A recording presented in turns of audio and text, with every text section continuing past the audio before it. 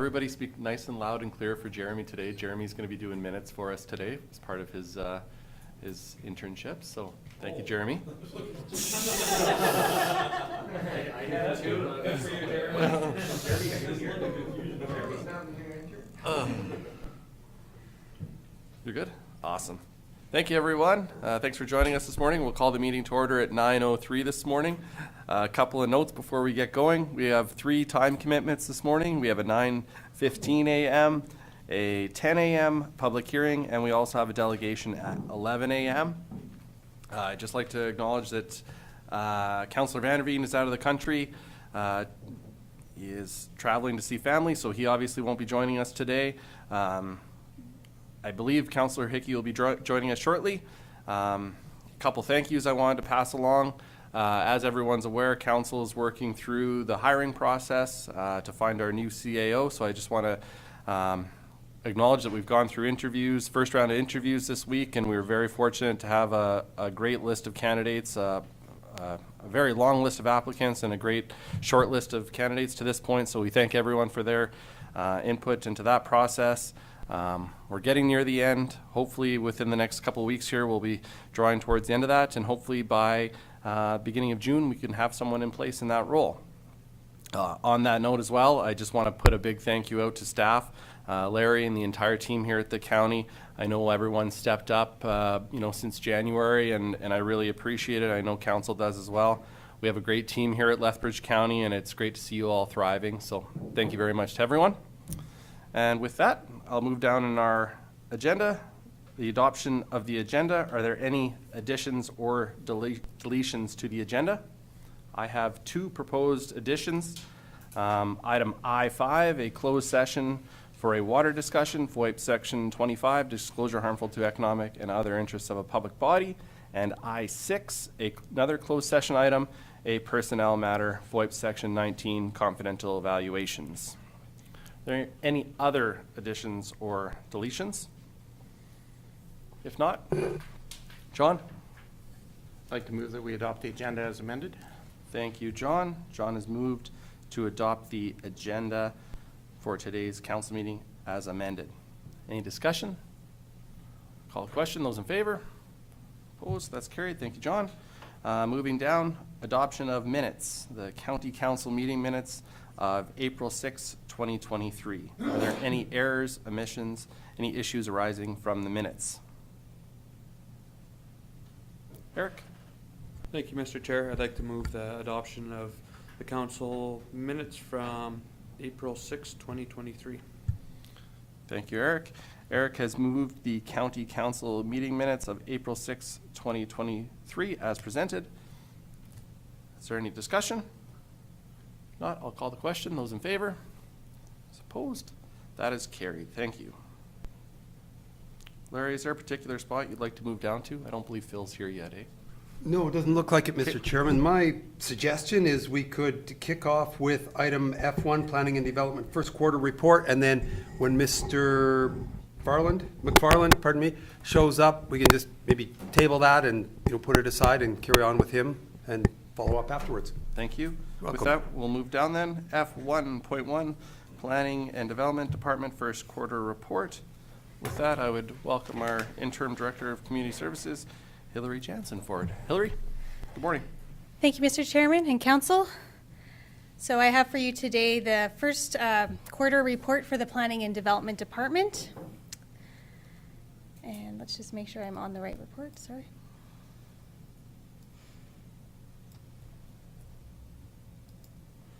There we go.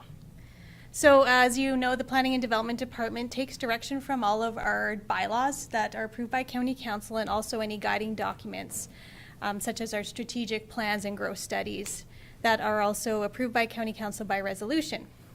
The Planning and Development Department manages the issuance of all the development permits within the county, does all the amendments and updates to any of our statutory documents. We handle any planning projects, intermunicipal relations and referrals, road closures and licenses, land sales and leases, enforcement of any land use bylaw related issues, and look at any other planning bylaw regulations.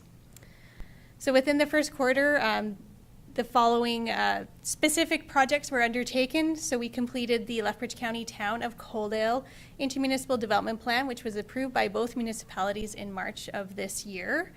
That was a project that took about 10 months to complete, but it was done so successfully with the committee taking the helm in terms of guiding the Town of Coaldale and Lethbridge County administration on the direction for that particular plan.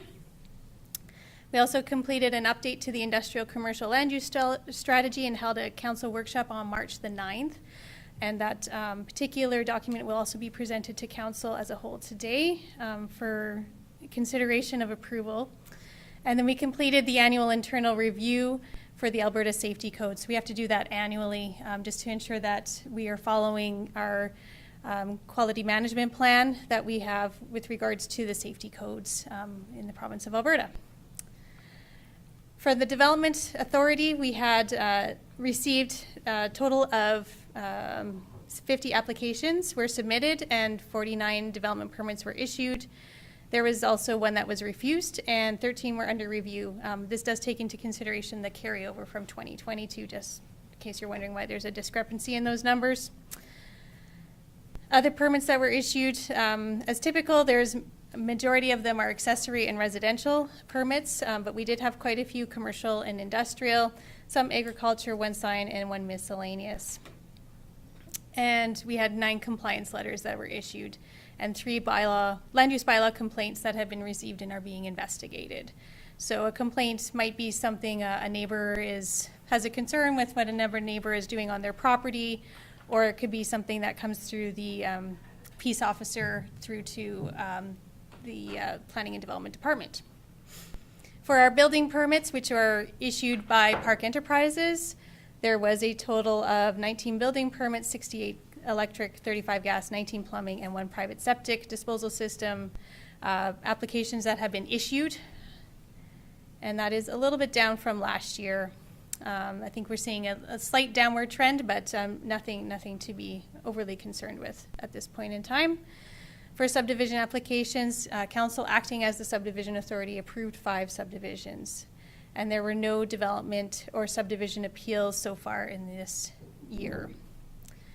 We have had a number of bylaws that have been kind of considered and are in process. There's the Green Prairie Road closure, which council has approved and is being sent to Alberta Transportation for their final sign-off. The Country Crossroads Estate Area Structure Plan and rezoning are being, public hearing will be held today. We also have an amendment to the Chinook Industrial Park, which first reading was held at the last meeting on April the 6th. And then we have another road closure within, it should be Iron Springs, sorry, not Turin, and that's currently in circulation and will be considered for first reading today. For our intermunicipal relations, as mentioned, we have that Town of Coaldale, Lethbridge County IDP that was completed. We also had a meeting, the committee had a meeting with the Town of Nobleford on March the 15th. And also the City of Lethbridge and Lethbridge County Intermunicipal Committee held a meeting also on March the 15th. And that comprises of most of my report. For financials, we received approximately $14,000 in revenue from our contract with Park Enterprises for the issuance of our safety codes permits, which is noted that it's quite a bit lower than usual, but it's kind of on par with what we saw in about the 2018-2019. So kind of just a leveling off in terms of the applications that are coming in.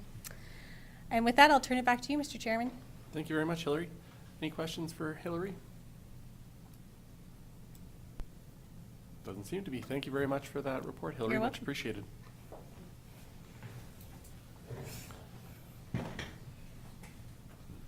With that, we can move to our 9:15 then. We have a 9:15 a.m. delegation with Phil McFarland, KPMG, for our 2022 audited financial statements. Phil, you're more than welcome to come forward whenever you like, and I believe Councillor Van Essen will be leading this. So I'll throw to you, Eric.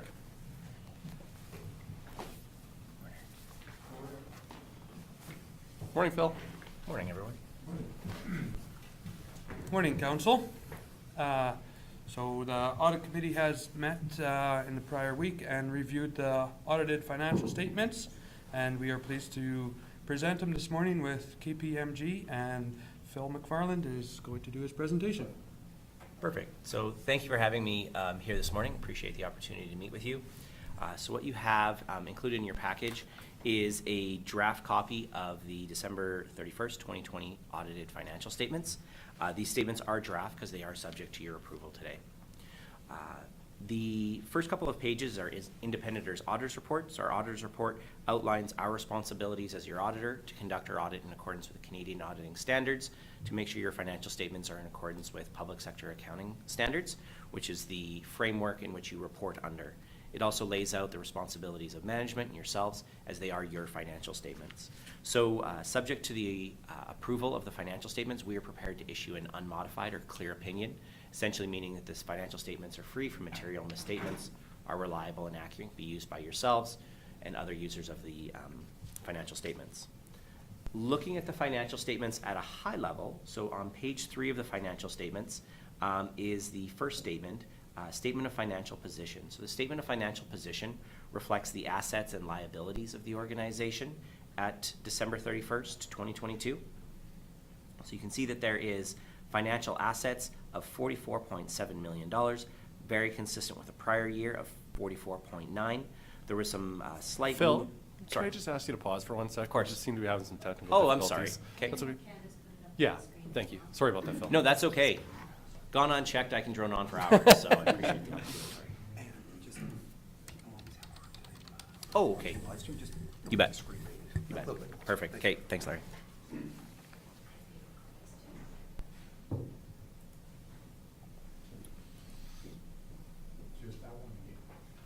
No.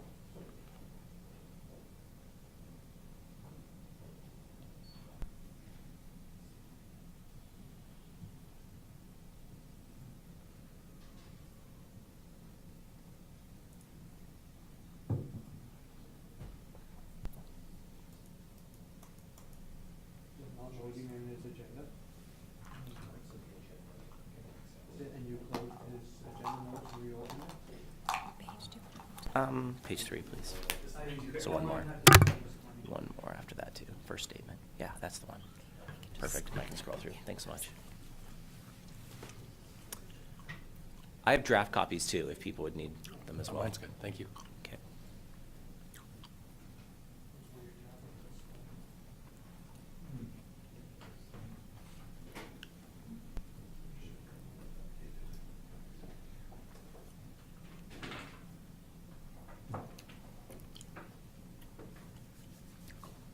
Morning, Lauren.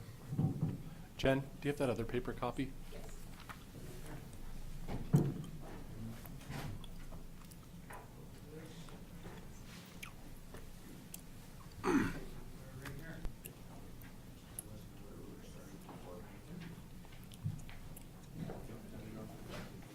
We start at 9 o'clock,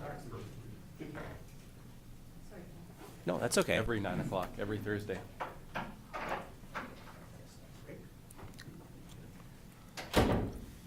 Okay. Sorry, so Phil, can you just recap where you are, sorry? Of course, you bet. So I was just on page 3 of the financial statements. Oh, I just touched something. There we are. So you can see on the screen as well. So we're at the statement of financial position. So just to kind of recap, I guess, where we were after I explained the auditor's report, is you can see right here, we have $44.7 million in financial assets. So those are areas of cash or things that will be converted to cash. Very comparable with the prior year of $44.9 million. The main reason for kind of the shuffling in the financial assets is there was just a little bit of a decrease in cash and increase in investments. So there was some allocation of some funds that moved over into your investments from your cash side.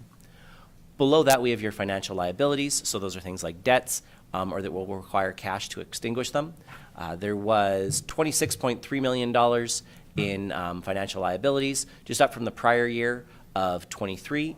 The main reason for that increase is this line right here, referred to as deferred revenue. So deferred revenue is funds that you've received that have an implied or restriction placed upon them, and you just haven't utilized those funds yet. So once you meet those restrictions, those funds will be recognized as revenue. An example of that is like MSI capital funding.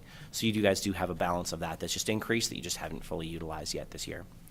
Below that, we have your non-financial assets. Non-financial assets is $121 million, just down from the prior year of 123. The main balance in there is tangible capital assets. So that is just the remaining life of your assets. So buildings, equipment, vehicles, those sorts of things, engineering projects, that sort of stuff.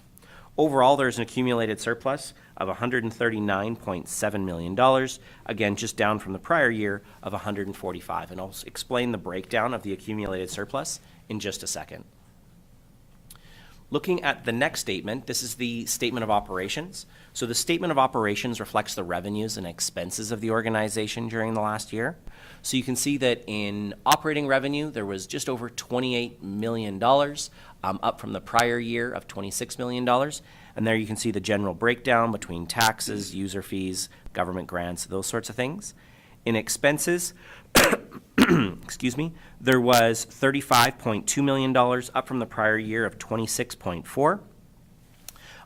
There is and then once we factor in the capital grants down here of $1.6 million, the organization this year had a deficit of $5.5 million. Now that $5.5 million is a considerable change from the prior year of $3.1 million surplus. Part of the reason for that $5.5 million is in the current year, the county experienced a provision that was taken for $2.2 million against taxes that were assessed against oil companies. So you've had on your books for the last 2 years accounts receivable or taxes receivable that management has now assessed as likely not collectible. And so you've taken a provision, an expense essentially, reversing those amounts of accounts receivable at this point in time. And so that shows up as part of that deficit of 5.5. 2.2 of it is a provision that you've taken against those taxes receivable. You haven't written them off, so you're still hoping to collect them. And if you do, you will have a recovery of those amounts. Just at this point in time, management's assessment is that those funds are likely uncollectible. I'm sure this isn't overly as a surprise to you, as we spoke to with the audit committee. This has been a discussion at the provincial level for some time, that municipalities have been left holding the bag in some cases on these oil and gas companies that have now gone defunct and haven't paid their property taxes. But again, there is some hope from the county that those amounts will be received at some point in time. Just in the interim, they don't think that they're collectible right now. Okay. In addition to that 2.2 in provision, there was also a $2 million contribution that the county was good enough to provide to the exhibition. So that's part of the expense as well in those transfers that you provide to the exhibition.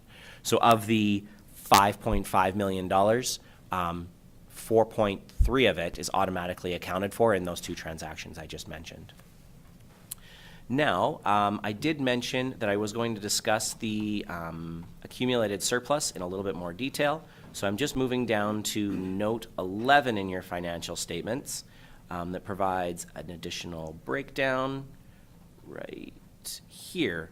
So I'm not going to explain the upper transactions because that's just the flow of transactions between the different accounts. I do just want to talk about the bottom line here. So you have an accumulated surplus of $139.7 million. I'll just say $140 million going forward just to explain that. So of the $140 million that you have in your accumulated surplus, 103 of it is automatically accounted for in your equity and your tangible capital assets. So that is essentially your equity in the assets that you carry. So no different than a business considers its net worth, some of the buildings and things that it has, similar to the county. Of the $140 million in accumulated surplus, 103 of it isn't available to spend. It's just your equity that's represented in the assets that you have. Then you have $35.4 million in your restricted surplus. Often you refer to it as your reserves. So your reserves are quite healthy at $35.4 million. And then your unrestricted, meaning day-to-day funds that are available for operations, of $1.4 million. Now, $1.4 million sounds like a lot of money, but really at the end of the day, it's kind of just your general float that's kind of sitting there. And so you have a few weeks worth of accumulated surplus or unrestricted accumulated surplus available, but everything else has either been earmarked in your reserves at 35.4 or is represented in your equity and your tangible capital assets. Okay? Behind that with the financial statements is an additional disclosure related to some breakdown of the notes, your accounting policies, and some of the other required disclosures that are needed in the financial statements, but I won't go through them in any specific detail. I am happy to take up any questions that you may have. Any questions for Phil at this time from council? Tough crowd. Eric? Okay, then I'd like to make a motion that 2022 audited financial statements be approved as presented. Thank you very much, Eric. Eric has moved the recommendation that council approve the audited financial statements for the fiscal year ending December 31st, 2022, as presented by KPMG LLP. Any further discussion? I'll call a question. Those in favor? Opposed? That's carried. Thank you very much, Phil. Perfect. Thank you. I would. Sorry, go ahead. No, I was going to say I would also like to just publicly acknowledge all of the work that Larry and Jennifer and their team provided for us. They made the audit a success, and we really appreciate all of their cooperation and hard work. So thank you to them. Thank you, Phil, and thank you to your team, and I would echo the same. Thank you, Jen, and everyone in your department. Larry, thank you everyone for staff for making this a smooth process for Phil and his team, and thank you to the audit committee for your work on this as well. Thank you. Perfect. If possible, if I would be able to get a couple of signatures as well, it just allows us to file some of the information we have to with the province. Okay, thank you.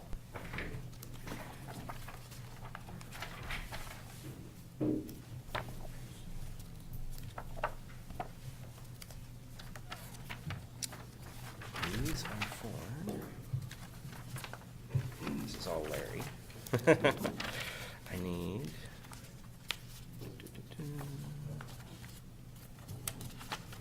you know what, actually, I'll just need Larry and Jennifer's signature. Yeah, you're good, they changed some requirements.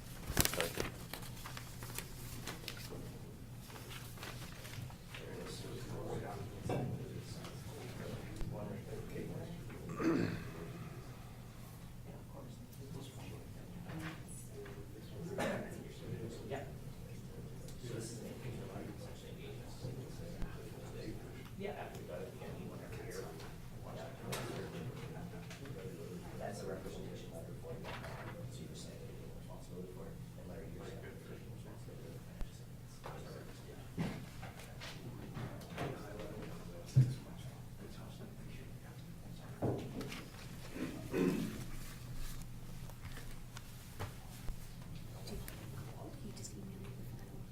Yep. Yep. Hillary, are you okay if we continue on? Awesome. Thank you, everyone. Thanks, Phil. We can move down then in our agendas to F1.2, Industrial Commercial Land Use Strategy. Hillary?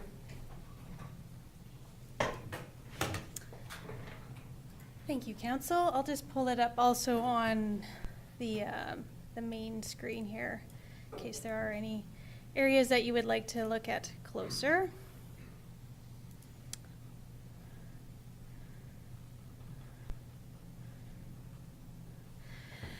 So it's my pleasure to bring forward today the Industrial Commercial Land Use Strategy. This strategy is a guiding document to County Council and administration and developers and landowners in Lethbridge County. The strategy looks at what development trends are within the county and where new commercial and industrial development would best be located.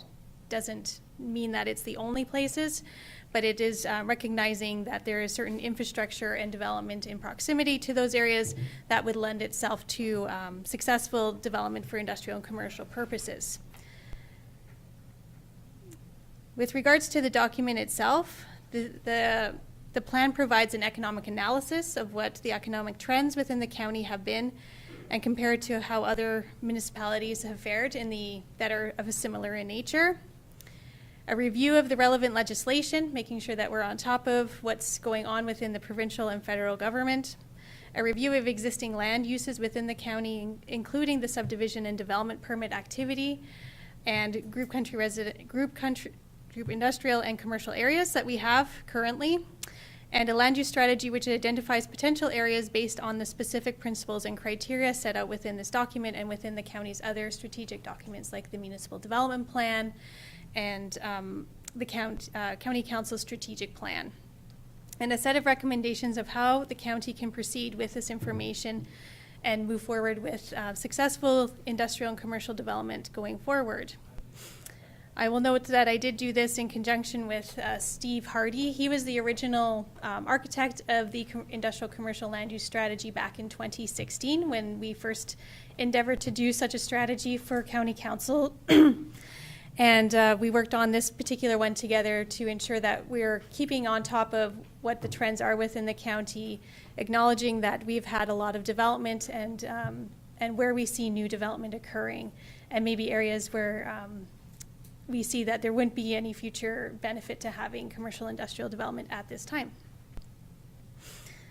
So as mentioned, this strategy does provide a guide to administration and council on future industrial commercial development, and the report is in line with the county strategic plan and provides clear direction within the county and showcases the importance of diversifying and retaining our existing businesses. So we did, as council is aware, there was a workshop held on March the 9th, which went through the strategy in more detail. So with that, I will just pull up the areas, kind of the more interesting pictures that can kind of resonate with both the county residents and county council, just identifying the areas that we have, and then I'll put it back to you, Mr. Chairman. So just, we do have a number of areas for growth. So we have an area to the off of Highway 25 and the Kip Road, which has been identified within the intermunicipal development plan with the town of Colehurst as an area of future growth. Nothing to date has occurred in this particular area yet, but it is an area of interest just because of the improvements that we've done to Kip Road and also the proximity to the highway system. Next is to the north of the city of Lethbridge. This area is along the future Canamex corridor, so this identifies the intersection that would be going into the city of Lethbridge at some point in the future, and kind of stating that this area should be protected for future development, knowing that that future corridor probably will be in a very far off horizon, but it's still important to recognize the importance of these areas so that we don't infringe on that with other development. This area is also along the Canamex corridor, north and east of the town of Colehurst along Highway 25. This is obviously far off into the future also, but an area where we note that this could be beneficial in keeping the area protected for future development. Next, we go into more of our business park areas. So this is the Chinook Industrial Park. As you can see, this is an area of obviously keen interest for the county. There is an existing area structure plan for this particular area, and an amendment is coming forward shortly for council's consideration to move forward with the second phase of this particular development. So it is an area that is on the eyes of the developers, and an area that we assume will be developed imminently. Next is the area around north of our Duncan Industrial Park, which is just directly east of the airport. An area to the north there is kind of growing in terms of potential and development. Currently we have the biofuels facility, which is occurring in that area, but we don't have a lot more. But it's an area that we want to ensure stays open for future development given the proximity to Highway 5 and the airport. Next, we just have a basic road network. Something that Steve Hardy does when he looks at these things is trying to devise the best way to have a road network, just so that if we do have development occurring in these areas, that we're citing them appropriately so that we're not going to have a conflict in the future. Next is Stewart Siding. This area, obviously to the west and closer to the city of Lethbridge, is an area where future industrial development can occur north of the canal. Following that, we have kind of the Highway 3 corridor, which we all know is as an area of interest for many developers, and through the Protein corridor along Highway 3, this is an area that we foresee future development occurring. So this is an area next to Broxburn, north of and south of the highway. This next map is closer to the city of Lethbridge. Once again, looking at, there is a lot of development here and lots of opportunity for future commercial industrial development right along the highway corridor.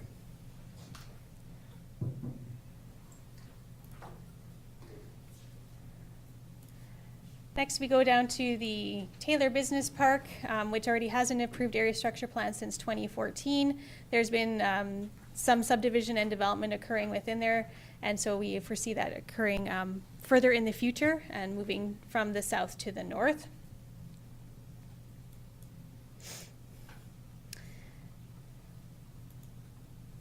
Oops. Sorry, the mouse doesn't want to listen to this one. There we go. So south of the Taylor Business Park along in the Wilsing siding area, it's also an area of where we've seen a little bit of development occurring, but this one is due to mostly because of the proximity to the rail and Highway 4 and 845. And just a road network that we've kind of proposed through this area.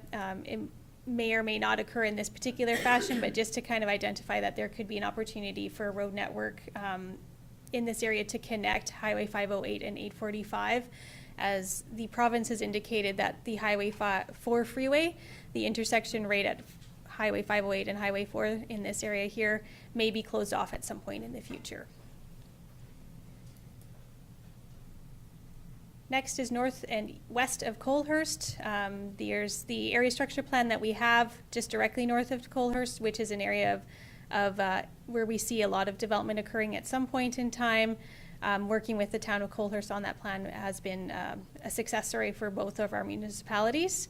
And then we also have near the marshalling yards to the north, there's an area that we see that because of the proximity to the rail, that this could be an area of interest for companies who want rail access. And so when industry or there's inquiries with regards to development, we often will flag certain areas as opportunities that could come up for development. And the last is just around the McCain's, existing McCain's facility. There is a small chunk of property, 26 acres in size, directly to the east of McCain's. They own the property, but that could be suitable for a development that would be somewhat symbiotic with McCain's itself. So it is under McCain's ownership, but it is an opportunity that we see that we could have something further in that particular location. And with that, Mr. Chairman, kind of just the very big, broad highlights of this particular document. With that, we have put forward a recommendation that County Council approve this particular land use strategy, as it will provide the county developers and landowners with strategic direction on the location and criteria for industrial commercial development for the coming years. And we do anticipate about every 5 years that we would be updating this document just to keep it on point, and so that we can report back on how things are going in the county with County Council. Thank you. Thank you, Hillary. I'd open it up to council for any discussion. John, go ahead. Thank you, Mr. Chair. Thank you very much for this document, Hillary. It's and your time and effort put into doing that, and as well, if Steve was here, we'd be thanking him. Given that this is just a guiding document, but this is not a restrictive document in the sense that if there is a one-off that is outside of these particular areas and somebody wanted to develop it, they would still be able to do that and go through the standard development process approval ratings. Yes, Councilor Kurbis, through the chair, yes, that is embedded in this plan, is that this is just kind of the main areas where we see, but we often know that something might come up that is a one-off that isn't in here, and we recognize that in the plan itself, and obviously it's at council's discretion to determine suitability of sites based off of not only their strategic documents, but a specific scenario that might come up. Any other questions for Hillary? Go ahead, Laura. Thank you, Mr. Chair. So Hillary, on Highway 508, when you had internal plans for roads, did you have anything to kind of get from 508 down to 845? I can't remember what the map looked like. So, Or you just have to use the existing county road? we are proposing that there would be a new road, like there is the north-south county road that kind of it goes through that area, but we do kind of see that there would be a new road that could potentially better connect Highway 508 and Highway 45, just because there is already kind of a road by Parrish and Heimbecker there, and it could be something that would allow for future development of better along the rail corridor there. So this is just a proposal. It's not necessarily 100% perfect, but it would have a better connection to those two highways, between those two highways. And the only reason I ask you, I guess, is because of the drainage ditch there. Like, I don't know how you would kind of deal with that one. Yeah, like I said, this is just very preliminary. We would obviously have to work with infrastructure and probably an outside engineer to determine the best way to develop a road network through there. Hillary, on that, what would be the rationale for closing that crossing from the province? Because of Highway 4 is considered a freeway, in the future with the Canamex corridor kind of connecting to just to the north of this particular area, it's not on this map. They have said that this intersection could be closed because of that reason, just because of too many intersections on the highway. That was kind of the rationale behind that. Thank you. Are there any other questions for Hillary at this time? Eric?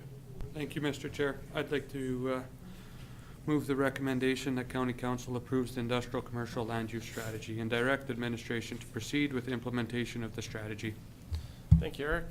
Eric has moved the recommendation that County Council approves the industrial commercial land use strategy and directs administration to proceed with implementation of the strategy. Is there any further discussion? Call the question. Those in favor? Those opposed? That's carried. Thank you, Hillary, for your work into that. Thank you. Echo John's sentiment. That's much appreciated. Thank you. Move down, F1.3, Bylaw 23-012, road closure, sale, and consolidation. First reading. Thank you, Mr. Chairman and Council. So this is first reading of Bylaw 23-012, which is a road closure application in the hamlet of Iron Springs. The road in question and lanes in question are currently undeveloped for county purposes, and in reviewing kind of the status of Iron Springs and the use of those particular right-of-ways, it was determined that these lands could be closed and consolidated with the adjacent titles. You can see on this particular map that I have on the screen that there are some encroachments from the adjacent landowner into the right-of-way, which we have suggested to them to close the right-of-way, and in addition, they are looking to consolidate those titles so that they have a better land base to house some animals on the property. Alberta Transportation was circulated on this particular road closure, and they had no objections with the county proceeding with the closure, sale, and consolidation of the laneway and roadways within Iron Springs. And the recommendation is that County Council proceed with first reading of the bylaw, which will allow county administration to set up the public hearing, time and date, and send out the notices to the adjacent landowners and the utility companies. And we assume, just based off of our timing here, that we would have the public hearing in June of this year. I'll put it back to you, Mr. Chairman. Thank you. Thank you, Hillary. Is there any questions for Hillary on this particular piece? Go ahead, Lauren. Thank you, Mr. Chair. I would move first reading of bylaw 23-012 for road closure and sale consideration. Thank you, Lauren. Lauren has moved first reading of bylaw 23-012. Is there any further discussion? If not, I'll call the question. Those in favor? Those opposed? That's carried. Thank you, Hillary. Thank you.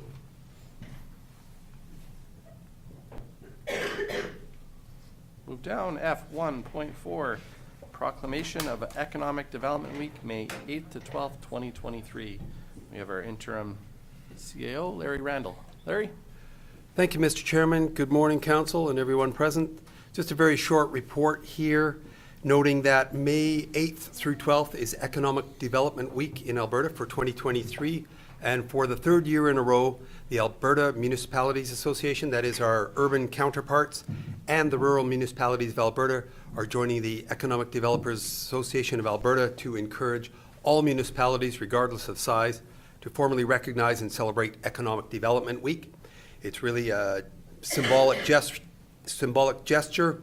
and we'd simply be looking for a recommendation or a motion from council, actually, to make that proclamation. The very last page of the report, there is a somewhat lengthy, although not too lengthy, about a half a page proclamation. I don't know that it would necessarily need to be read out, but if council would be in support of making this, again, symbolic gesture of support for economic development, which is a big thing for all municipalities, and given the recent McCain $600 million expansion in Lethbridge County arguably might be somewhat timely to show our symbolic support for this proclamation. And with that, Mr. Chairman, I would turn it back to you. Thank you. Thank you, Larry. Turn it over to council. Mark and then John. Mark, go ahead. Thank you, Mr. Chair. I'd like to move that the Lethbridge County proclaim May 8th to 12th, 2023 as Economic Development Week. Thank you, Mark. Mark has moved the recommendation that Lethbridge County proclaim May 8th to 12th, 2023 as Economic Development Week. Is there any discussion? Not, I'll call the question. Those in favor? Those opposed? That's carried. Thank you, Larry. And do you wanna Welcome. move down Thank to you. Larry, do you want to move down to that next one? We still have some time. Absolutely, we need to carry on. I think, Mr. Chairman, if I'm in the right spot here on our agenda, our Director of Operations will be the main presenter on this. Oh, okay, sorry. That's fine, thank you. Moving our agendas to F2.1, Water Co-op Liaison Committee Bylaw and Terms of Reference. And as Larry mentioned, we have our Director of Public Operations, Jeremy Wixon. Jeremy? Good morning, Council. Thank you, Mr. Chairman. So this morning I have before us a draft bylaw and terms of reference for the establishment of a council committee that will work more closely with the water co-ops located in the county. The intention from our discussions was to have 3 members of council serve as a smaller subcommittee, and this basically represents adopting a bylaw for that, as we have to per the MGA, as well as establishing a terms of reference for this committee in itself. So the reasons for the recommendation, the council must be established under bylaw. The terms of reference will help to further refine the specific purpose, scope, composition, goals, authority, and other administrative details of this committee. This was coming from previous council direction. And just looking at, I got a countdown. Was that for the approval? Anyway. Just a little break in the action there. Some potential alternatives to look at with this would be we can make any changes that council directs essentially within the context of the composition of this committee, as well as the existing terms of reference. The pros in this would be, in establishing the committee, would be this basically would enhance our ability to meet more frequently as needed with these water co-ops and to have those discussions accordingly as a committee, and thereby we're looking to improve our relationships with that group in and of itself. There is no real cons to this. There is no drawbacks to essentially improving the relationship portion. The second option we have here is to maintain the status quo and do not establish a committee at all. This would basically contradict what the direction from council was accordingly. There is no direct financial impact on this item, except for obviously time served, and future financial impacts could be assessed accordingly. So for today, on the recommendation, I have several different readings to be for this bylaw and to basically adopt the terms of reference as presented. Is there any council feedback on the bylaw or the terms of reference? Thank you, Jeremy. Anything from council? Any questions, comments on the proposed bylaw? Go ahead, Eric. Thank you, Mr. Chair. One portion that I think might have been not touched here on our background information, I'd like to put this out there, and it speaks to, I believe, what the intent was. Over the past year or more, council has periodically discussed opportunities for improving the county's working relationships with the water co-ops. The water co-ops provide potable water to customers in Lethbridge County, and it is therefore beneficial to ensure that the county and the water co-ops work closely together to maximize cooperation, resources, and enhance service delivery efficiency. And I think that is important, and that is an important part of where we came from with drafting or setting the direction. So with that, I would also like to move that the Water Co-op Liaison Committee Bylaw number 23-015 be read a first time.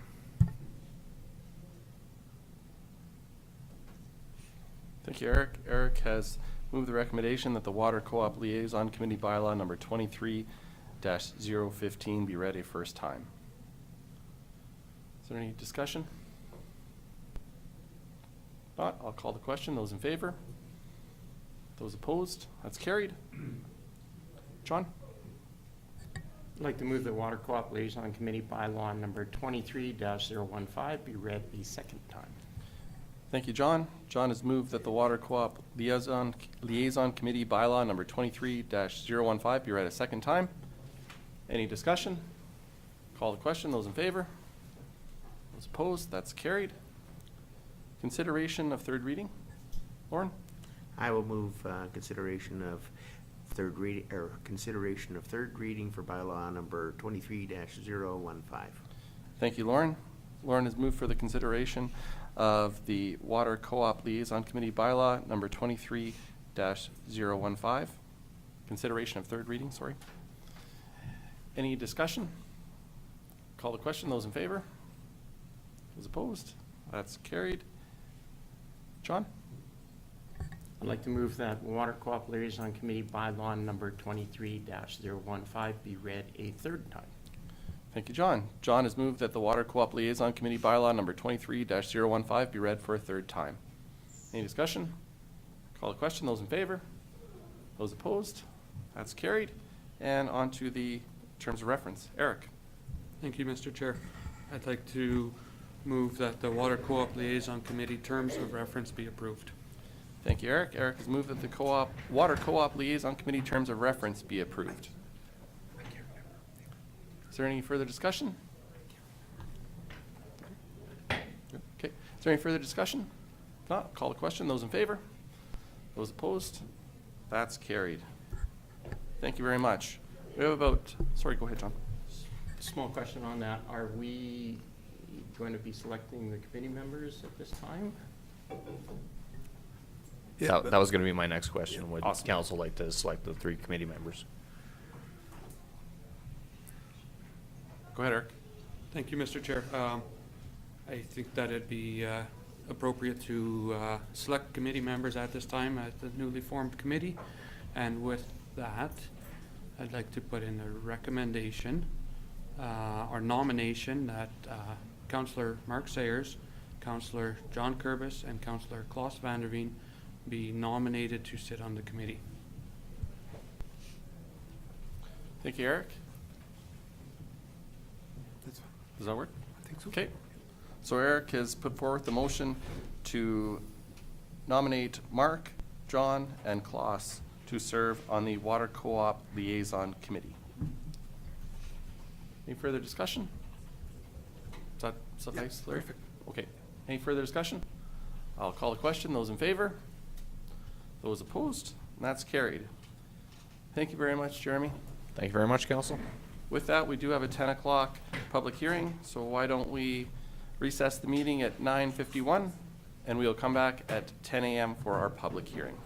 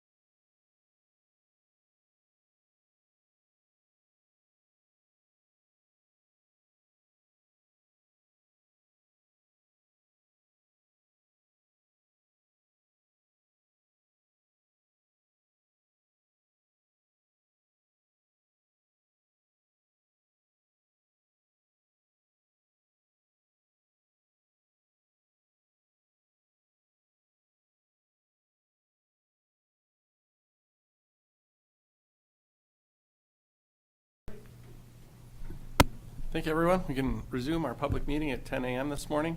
Moving down in our agendas, we are at item E1.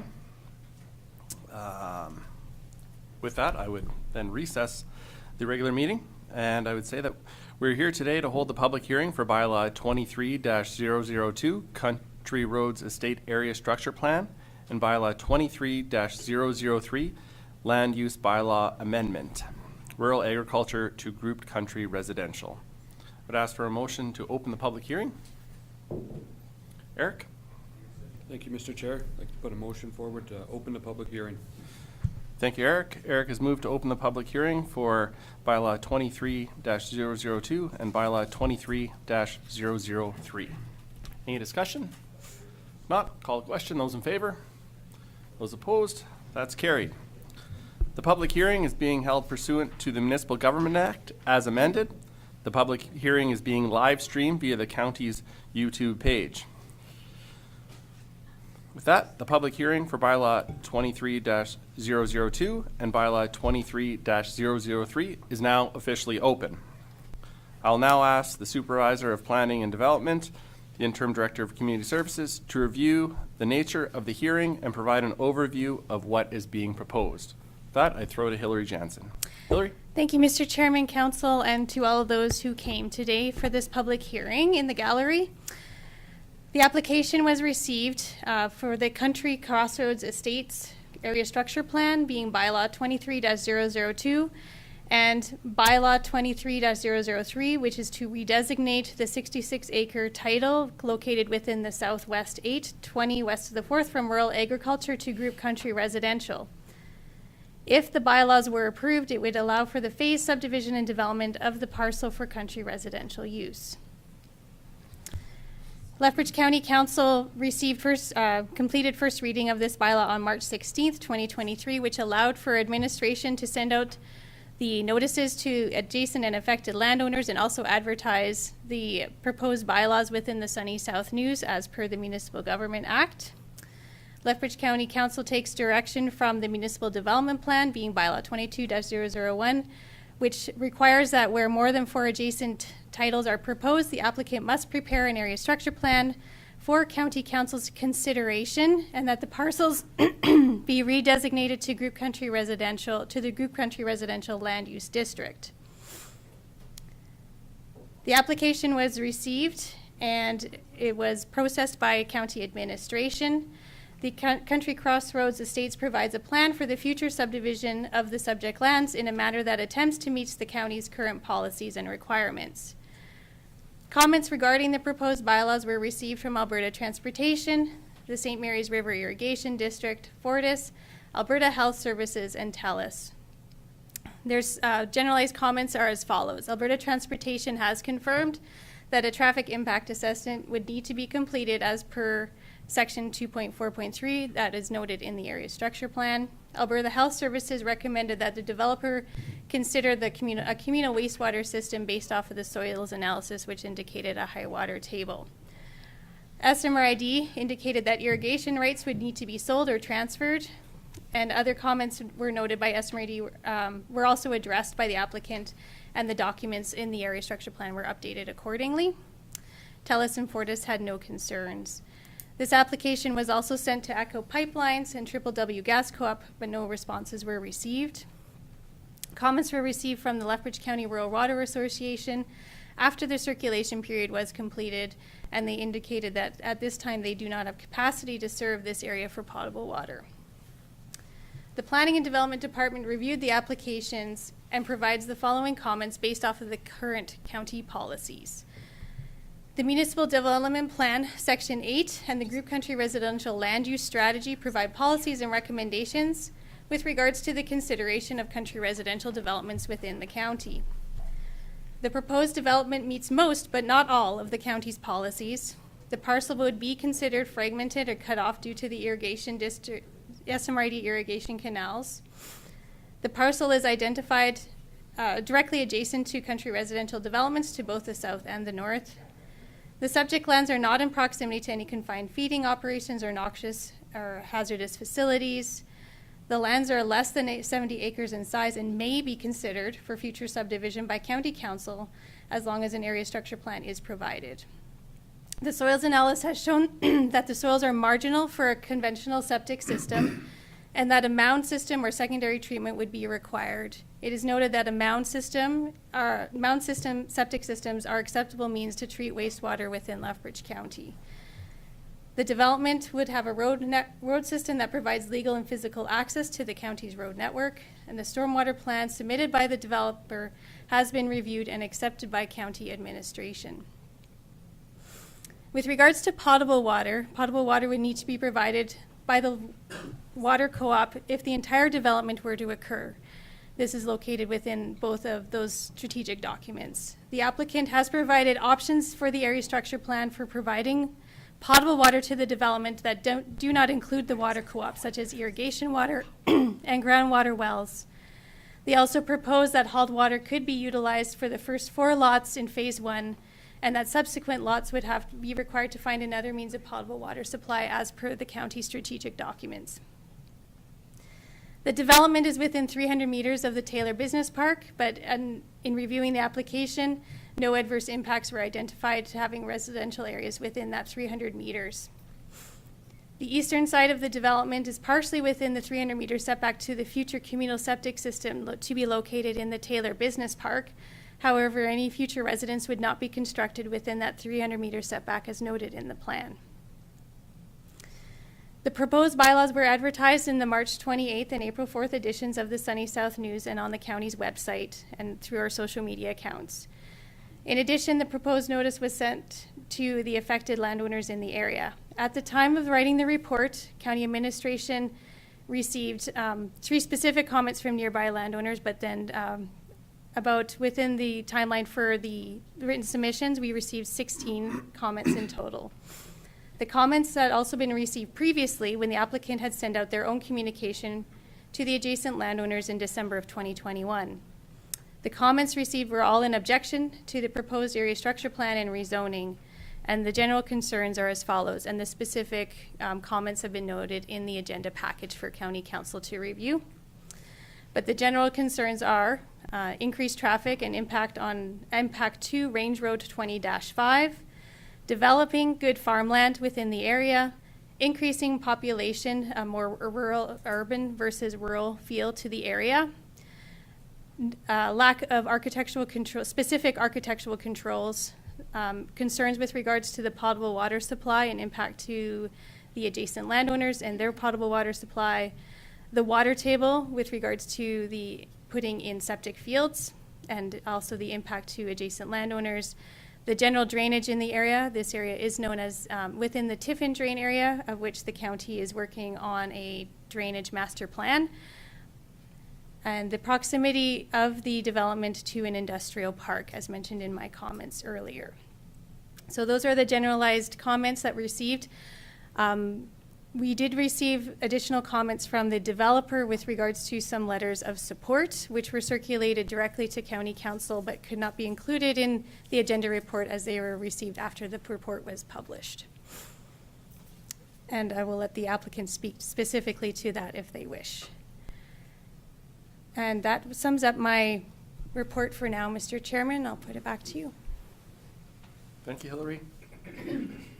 Larry, were we able to have some room in next door? Yes, for anyone, well, there's the only one gentleman standing, but anyone else, if you're feeling too crowded or whatever, there is an alternative room just around the corner here and on the left. It's a big screen. You should be able to hear and see. And if you did want to speak at some point during the public hearing, I would suggest you just come back this way and indicate to the chairman that is your intention and wish.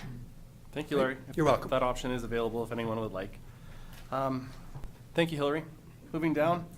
As this is a public hearing, this is council's opportunity to receive input from the public. Those making presentations are asked to state their name and review their points. We ask that you refrain from asking questions to council. The intention of the public hearing is not to debate or defend the contents of the bylaw or the position which individual councillors may have on the bylaw. Questions asked of a councillor by a presenter may be ruled out of order. Presentations to council will start with the applicant who has made a submission, followed by any other persons wishing to comment on the proposal. Please keep your comments to the point. After each speaker, members of council will be permitted to ask questions of the presenter to clarify any details. No debating or questions from the floor will be allowed. With that, I would welcome forward the applicant who has submitted the request.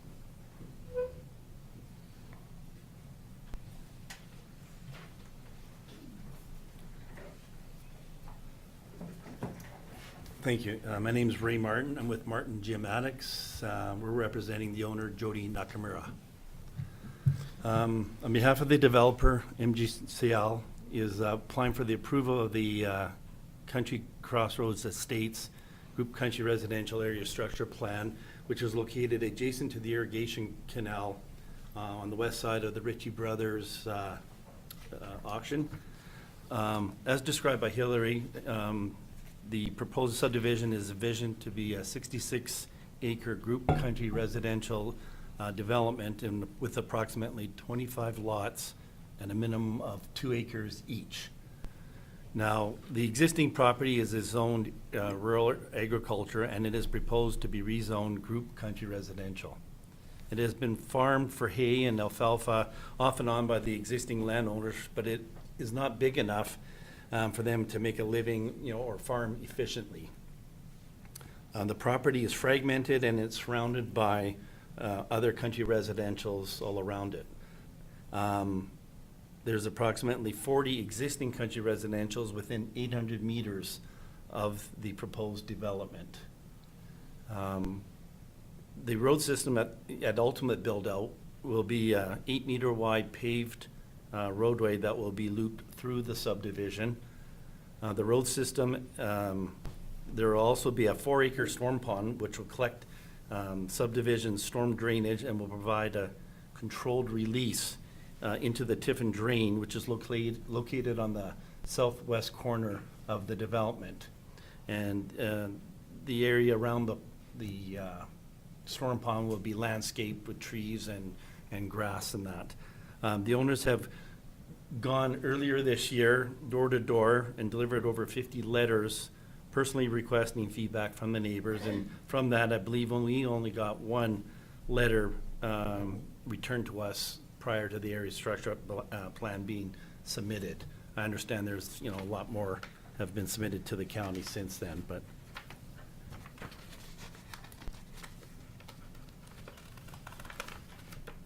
Excuse me. Recent concerns have been raised mainly with respect to the number of lots, the location of the development, potable water sources, SMRD water capacity, and drainage from the site, all of which we feel the area structure plan addresses. The area structure plan site is adjacent to the SMRD main canal, which is along the west boundary of the Taylor Business Park.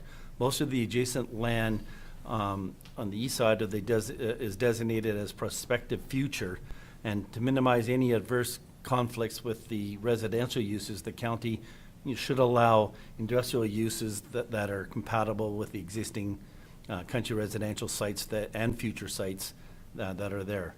The county will be guided by current zoning of the Taylor Business Park as rural country industrial and business light industrial, neither of which should adversely affect the residential land use. It has been identified that there may not be any water co-op units available at this time. Therefore, it is envisioned that the development will be serviced by irrigation water stored in individual dugouts. SMRD has said that there will have capacity to service the proposed development with planned enhancements to be completed at the time of development, which is one of the things I think some of the people here had concerns about because they've been sharing a joint irrigation source coming from the canal. The stormwater runoff will be stored in a storm pond designed to handle a 1-in-100-year event. The discharge from the drainage will be controlled release from the pond into the Tiffin Drain, which is in the southwest corner, and per the county and SMRD's rates, and per the Tiffin drainage report. With the storage pond in place, flow rates will be less than the current 1-in-100-year flows that are existing going to the drain. There will be also architectural controls, which will be followed with land titles, setting out the guidelines for the builders and homeowners. These guidelines are subject to approval by Lethbridge County and are developed to help ensure a high-quality development. A transportation impact assessment, TIA, will also be completed prior to the subdivision to evaluate the impact of the future development on Range Road 205 and Highway 508. Alberta Transportation has indicated that a TIA is not necessary at this time, but will be required prior to the subdivision. Any concerns or problems with the Range Road and Highway will be addressed at that time to the satisfaction of the Lethbridge County. On behalf of the developer and myself and MGCL, I'd like to thank the Reeve Council and administration for the opportunity to present the area structure plan and look forward to the approval of the application, which will allow the development to move forward. I'd like to pay particular thanks to the county's administration who provided guidance into the area structure plan preparation. If you have any questions, I'd be happy to answer them now. Thank you. I would open up to council if there's any details they'd like clarified at this time. Warren, then Mark. Thank you, Mr. Chair. So, Mr. Martin, I would like to thank you for the package you put together. It's very thorough and extensive. But I did notice one thing in there, and that's a receipt from the water co-op for 27 water units. It is just the fact that they're not available at the present time and will be when future water becomes available. Is that the situation there? No, it is our understanding that they don't have enough capacity.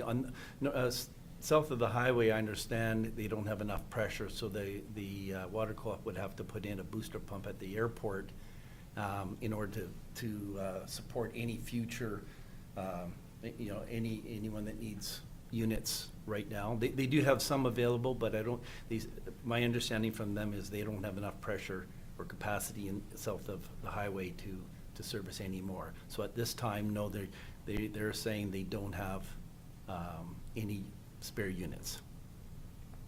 But you do have the 27 units booked, right? No, they transferred that fees to because it wasn't those fees were put in about 10 years ago, so they Yes. actually used that fees for other things and kind of Okay. canceled it. Thank you. Go ahead, Mark. Just a clarification, I guess.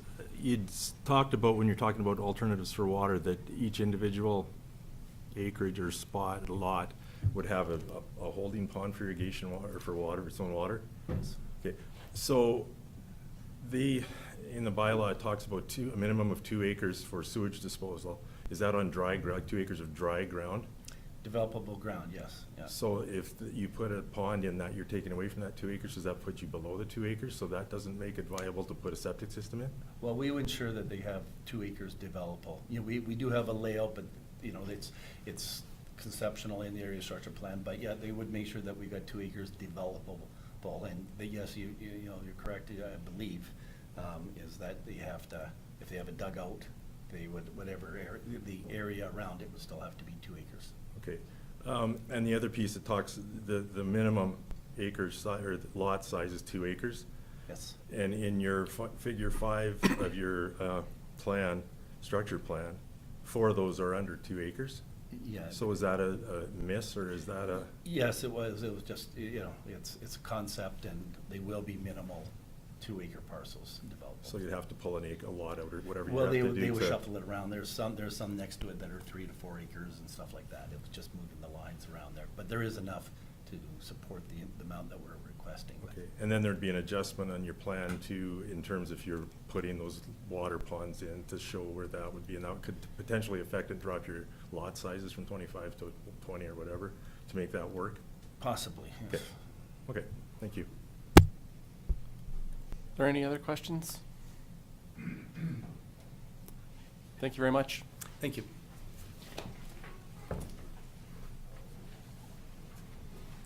I would open the floor up for whoever chooses to speak next.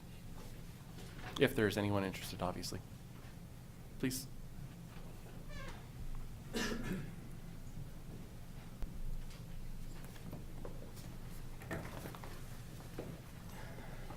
Good morning, Council's Chamber. My name is Jody Nakamura, and this is Scott Sturr. We would like to address Council this morning on an opportunity here for the Lethbridge County on this proposed subdivision. It's been 13 years of careful, precise planning for this subdivision and rezoning application. We would like to address the simple facts that this parcel is not arable farmland, and you should consider this rezoning request. The land no longer holds adequate irrigation rights to produce agricultural commodities at a feasible scale. The demand from the current SMRD infrastructure to irrigate this parcel has started the line for fellow neighbors when attempts have been made to irrigate the 60 acres that is farmable. The land has excess gopher population that has destroyed crops, devastating in farming attempts by us. Soil analysis show that the EC levels, salt levels, are in excess. This is a limiting factor on the crops that can be grown here, especially along the canal. We've had samples for others who considered farming the land, and down-to-earth lab samples showed staggering levels of salt and salinity. All we have is 60 farmable land. The economy scale for 60-acre farm is not feasible in agriculture today. The price of inputs and equipment doesn't pencil out for a farm of this size. Understandably why this application to subdivide is in front of you today. We would also like to address that the surrounding properties to the north, south, and west of us are similar in size and scale to the lot sizes we have proposed in this application. So why is it that one can enjoy rural acreage living, but others may not? I would suspect that if any of these opposed acreage owners held the opportunity to subdivide, they too would be standing here applying for this rezone. Under a progressive county mandate and economic growth and prosperity, this development application aligns with the vision of the Lethbridge County. This proposed development shares the same township as the expanding Taylor Business Park, Ritchie Brothers Auctioneer, the previous Mansfield Trucking, Viterra, P&H, Lethbridge UFA Fertilizer Plant, Transmark, and LA Grain, as well as a short commute to Raymond and Sterling, 17 minutes from Raymond and 15 minutes from Sterling. This would provide housing for those working in the area, cutting down commute times from the city and bringing in substantial tax revenue for the Lethbridge County. We would like to finish off by saying that we have given all surrounding acreage owners every chance and opportunity to come to us with any questions that may be of their concern. We did our due diligence by having an open house with Martin G. Maddock as guest 12 years ago when we first started this plan. In February of last year, we went door to door with the area instructional letter to roughly 50 residents, north and south of us, 508 highway and across the number 4 highway. In all, we received 1 letter of concern. We were blindsided when a couple of neighbors organized a block party up the road from us on April 6th regarding our subdivision, which we were not invited to, which was also quite frustrating. This could have been a great opportunity for them to ask us any questions, and this may have resolved a lot of the negativity that left there. I would like to thank you all for taking our consideration on our words today. Any questions? Thank you. Is there any questions from council? Thank you. Thank you.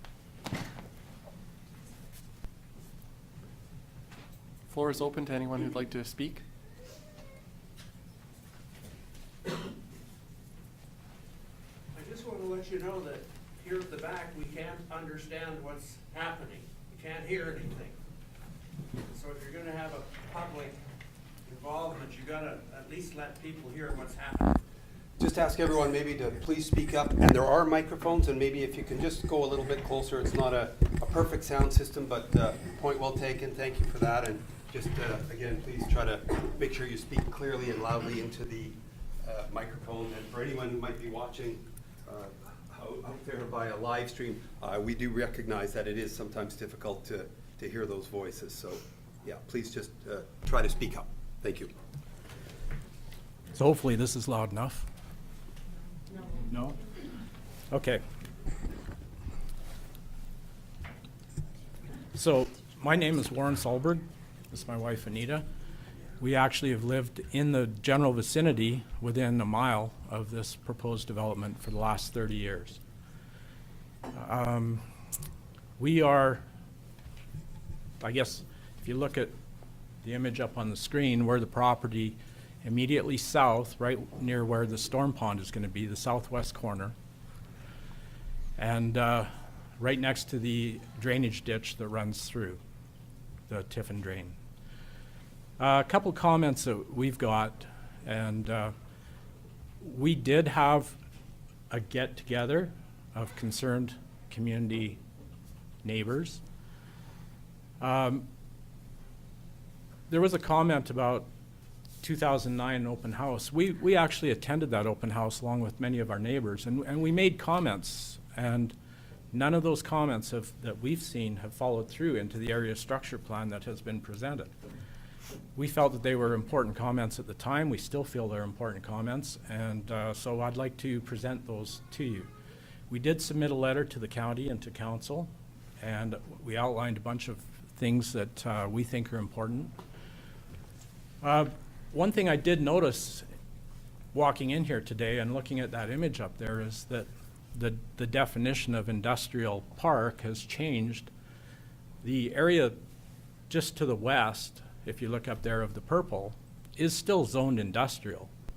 It's zoned light industrial, but it's still industrial. And in the municipal development plan and the group country residential land use strategies, it's clear in there, and it's stated in several spots, that there should not be group country residential development within 300 meters of land zoned industrial or future industrial that's been identified as future industrial.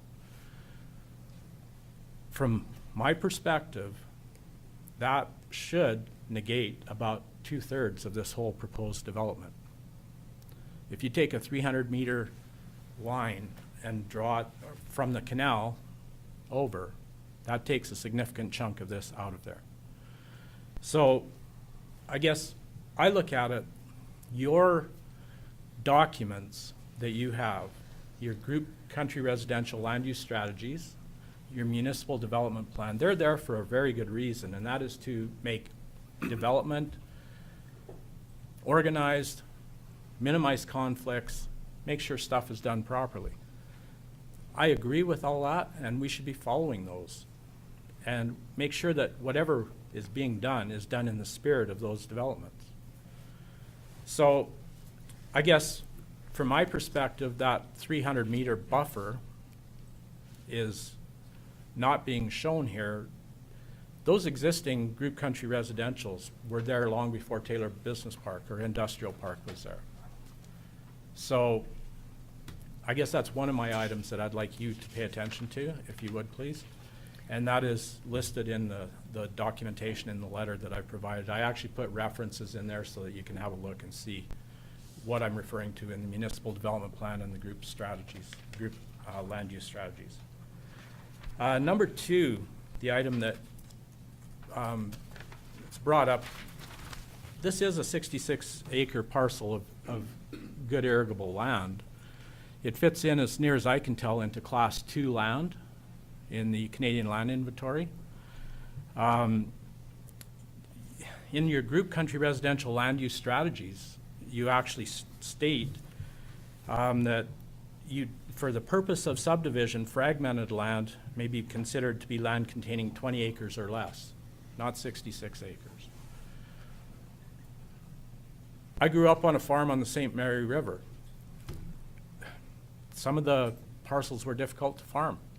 It doesn't mean you take them out of production.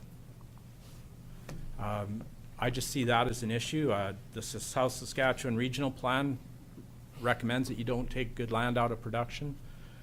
From my perspective, again, I think that's an issue that needs to be addressed here.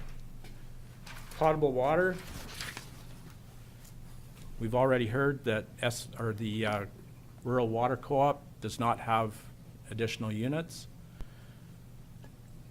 There are other methods. the idea of hauling water on Range Road 205 for various properties, if any of you haul water, you know full well that that means that pretty much if 25 lots are there, that means pretty much every day there's a full water truck going up and down Range Road 205. That road was not designed for that. That road is basically, it's only 6.5 meters wide, edge of pavement to edge of pavement, which the municipal guidelines now, the engineering guidelines suggest 9 meter for paved road surface. That's a narrow road. Already right now, if you have two vehicles meeting, especially if one of them's a truck or a school bus, it's a challenge. We have a lot of people that walk that road.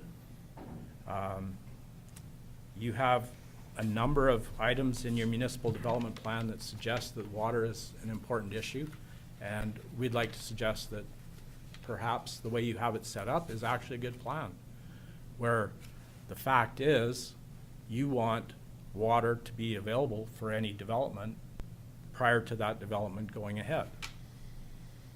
We think that's a good idea. There was a comment, if you look at on the drawing again up on the screen, if you look at on the south side, there's a total of 9 parcels.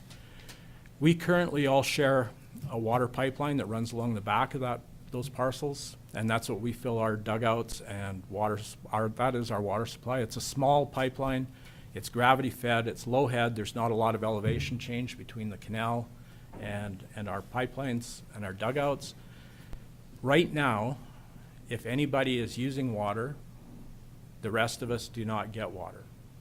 So it is a coordinated effort to maintain water as it goes. That's a major concern for those of us who are in that area. We're fully aware that SMRID is not going to come in, at least for us, and update that pipeline, so we've made the best of it. If Scott and Jody are irrigating their pasture or filling their dugout, none of us get water. Now, in that area structure plan, the proposed area structure plan, there's a comment in there that they would use that turnout, that irrigation water, to maintain water levels in the stormwater pond, as well as provide water to several of the parcels. That tells us immediately that unless a significant change is done there, we will have trouble getting water. So that's a major concern, at least for the 9 of us that are along that back part. Drainage issues, and I am not in any way, shape, or form saying anything negative about the stormwater management plan that's in the area structure form or document. What I'm concerned about is probably a little bit bigger scale with TIF and drain. That drainage ditch that runs through there was designed long before there were acreages out there, long before any of the development went on at Wilson Siding. And as you all know, any development is going to increase the runoff significantly. That ditch right now, depending on the rain event or depending on the spring, can have significant amounts of water, pretty much topping the banks, very close to it. The impact of that, the potential impact of that is very significant for all of us that are bordering along that little ditch. And I know for some of the farms downstream further. All I'm asking, I tried to find the Tiffin Master Drainage Plan in the documents. I couldn't find it. I don't know what stage it's at. If you are working on that, that's awesome, great. Okay, but that's a concern of ours as a group. It is interesting, I put in a little note in my letter that Amick Foster, who did a portion of the area structure plan, actually have 2 photos of that irrigation ditch in the spring where the water level with a little bit of ice on top is virtually at the top of the bank. That's what we see right now, and we're just concerned in general with tip and drain. So we'd just like to point that out. The water table. Some of the parcels in the area do have a significant issue with water table, and it varies. And that's identified in the area structure plan that it varies. But there isn't enough data to say what that water table actually is at any point in time. for one reason or another, they were unable to measure the water table at various parts. I think this is just my own opinion, that before any sort of development is done there or approval is done, there should be some sort of indication of what the actual water table is. Are you setting up these potential homeowners for water table issues? We don't know. We just like to make that an issue. One of our big concerns is Range Road 205. That road is narrow. It is, yes, it has a pavement structure on top, but it wasn't designed or built for heavy trucks of any type. That can be an issue. And so we'd like your consideration on that. The other part of it, I'm just going to talk about, I'm going to call it community. And Jody alluded to the fact that, yes, we're out there enjoying the country living, and that is 100% true. If you look at the structure of the way everything is laid out there, historically that developed because there were all sorts of little canal cutoffs. That area was sort of scattered with canals and drainage patterns. The main canal came in, a whole bunch of things happened there. There were parcels that were smaller in nature that were developed over time. And if you look at it, the trend that you're going to notice is everything there is linear. What that allows us is the ability to look and have a rural feel to that area without feeling like we're living in a village or a city or a town. That's why we invested in that area. That's why we put our money in that area. And that's why we live there. To plunk what essentially is a clustered crescent, much like a city crescent, in that big parcel of 66 acres, totally goes against the dynamic of that community. It totally changes the living dynamic for the 40 or 45 residents or parcels that are out there right now. And I don't know, is it fair to us to all of a sudden change the rules for that? I don't know. And I'm just going to leave that with you.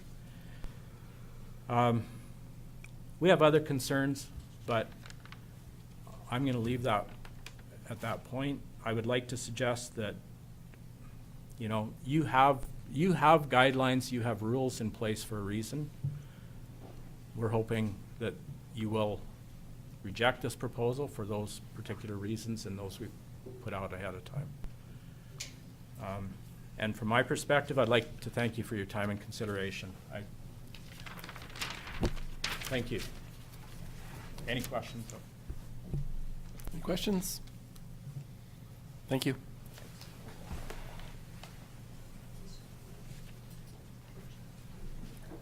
Anyone else wishing to speak at this time?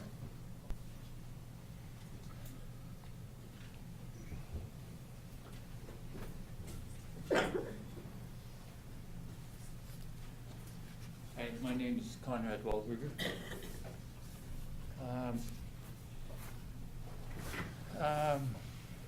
These developments around Lethbridge, I figure should all pass if they can.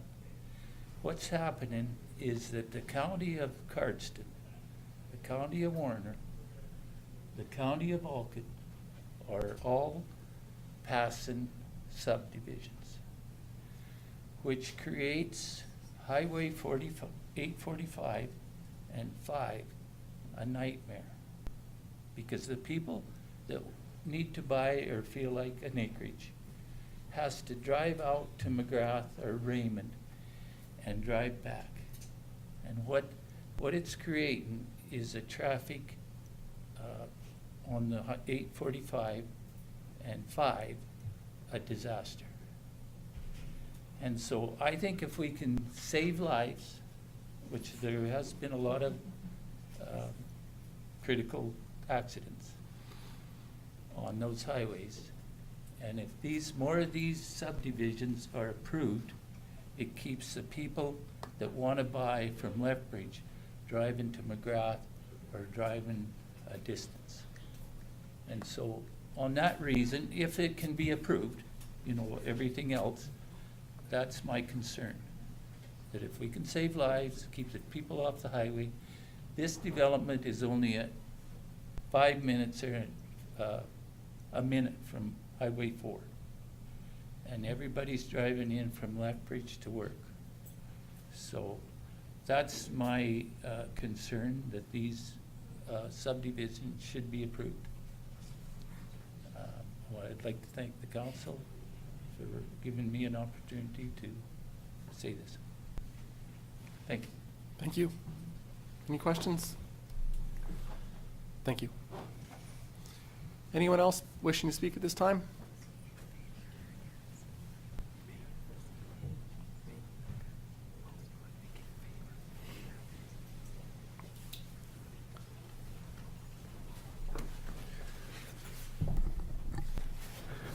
Thank you for the opportunity to be able to say a few words, express my opinion and my feelings. I'm Mark Henniger, and I hope you can hear me, because I haven't been able to hear everybody else very well.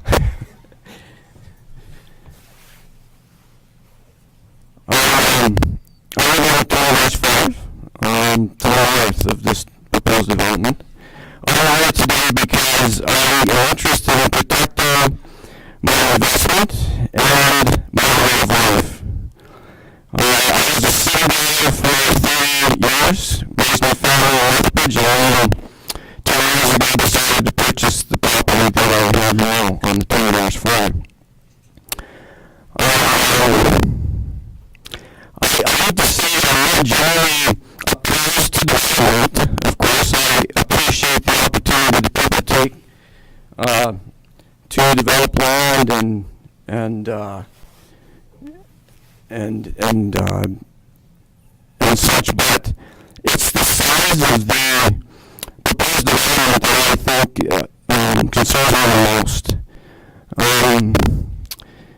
There's no doubt that putting 25 or 6 acreages in one place will affect everybody in that community in some way or another. And suffice to say that I think some of us will be affected less than others, some directly affected, true enough. My biggest concern is 20-5. That road, has been already described as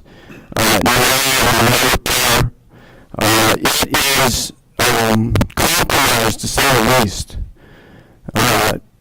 This size can handle, there's no way that this road can handle development of this size, especially construction traffic for the next 5 to 10 years. Because let's face it, that road will take that long to be completed. I've seen that the take years and but it's been over 10 to 50 years to be developed. And we're houses. It's going to take some time. So construction traffic on the 2-5 is definitely a concern. That is up to the kind of traffic that is going to be placed on it. All that is completely unaudible in the other room there. So it's either, Mark, I think you might be too close to the mic or something, but. Hey? Either that or the mic's screwed up. But there's a bunch of us sitting in the other room, we can't hear anything you're saying, so I don't know, maybe I need somebody to check your sound.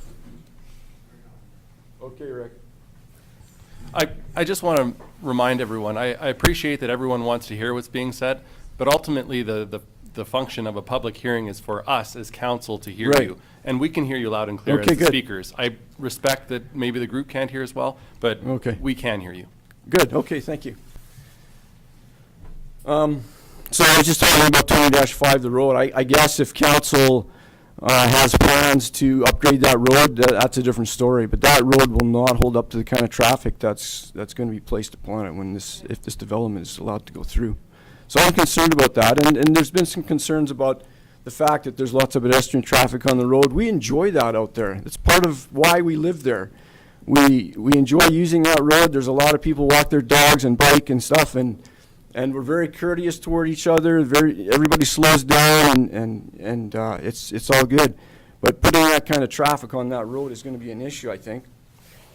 Now, going back to what I said earlier about the number of units, I think it would be great to have a development along a parcel of that land, and if you had 3 or 4 acreages going on, that would be just fine. It's the volume that's going to be a problem as far as I can see. Well, it's a feedback issue, okay. And I guess I'm just concerned too as to the fact that if this development is allowed to go through, you know, what's next? We moved out there to have some peace and quiet, and even with the 40 acreages or so that are there, there's a lot of traffic on the road, and I'm afraid that if that road is not upgraded, that it's going to turn into a gravel road again, and that's going to be an issue for us out there. So those are my thoughts and my concerns. I've already addressed those things in letters to each and every one of you, and I think that's all I have to say at this time. Thank you. Thank you. Any questions? Thank you.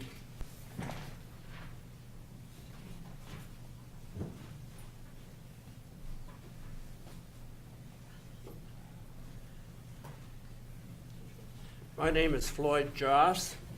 I live at 80073 Range Road 205, so I'm just a little bit north of this piece of property that they're talking about. And I bought that property in '02, so I've been there 21 years now. And I love living in the county, and I love living there. It's been very good. We haven't lived there all that time. We moved out in '09 from Lethbridge. I grew up on a farm, and of course this property that I have is still farmed. This year we will plant 74 acres of canola.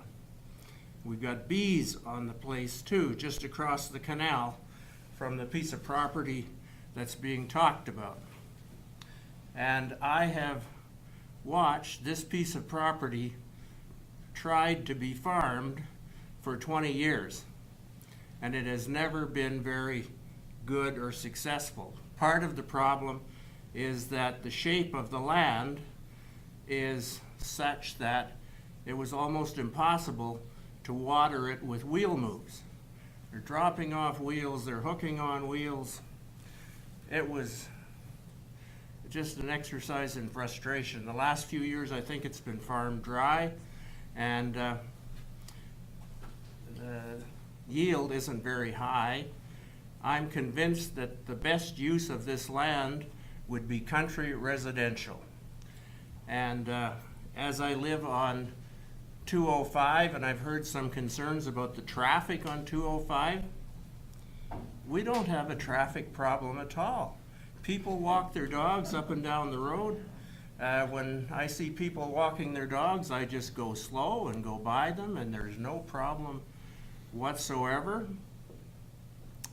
And another real advantage to people living on a country residential property there is that we have access to a paved road. Now, it would be nice if 205 was a little bigger, I guess, but at least it's paved. So those of us that have a motorcycle and a classic car, we don't have to drive in the mud. We just drive on pavement. It's wonderful. And I would assume that if this development goes ahead, there'll be some more paved laneways and access and whatnot. And I just want to lend my voice, and I should say that I've missed really everything that went before, so I might be just saying the same thing that others have said, and forgive me for that. But I think this would be the highest and best use of this piece of land. Thank you. Any questions? Thank you. Anyone else wishing to speak at this time?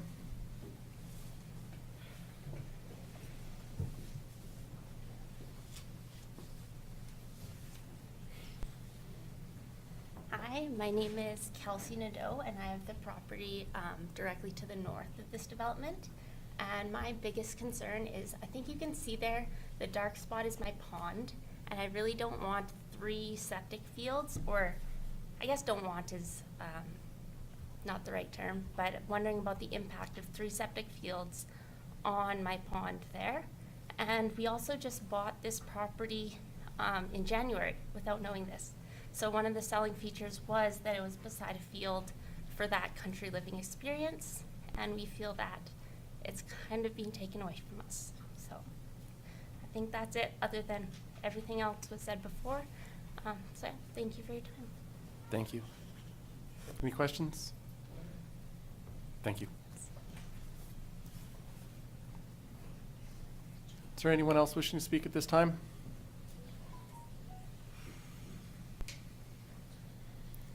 Is there anyone else wishing to speak to the proposed bylaw? Because they're having a hard time hearing in the next room, maybe have somebody run and see if there's anyone else to talk to. Sorry.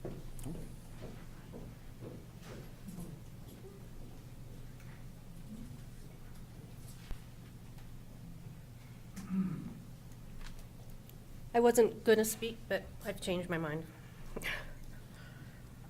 What I'm about to say does not have... Excuse me, could you introduce yourself, please? My name is Anita Solberg. I was introduced by my husband the other 2 minutes ago.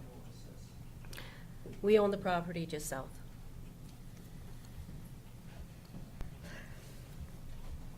What I'm about to say does not identify technical reasons why this subdivision should be opposed, such as potable water, close proximity to industrial park, etc.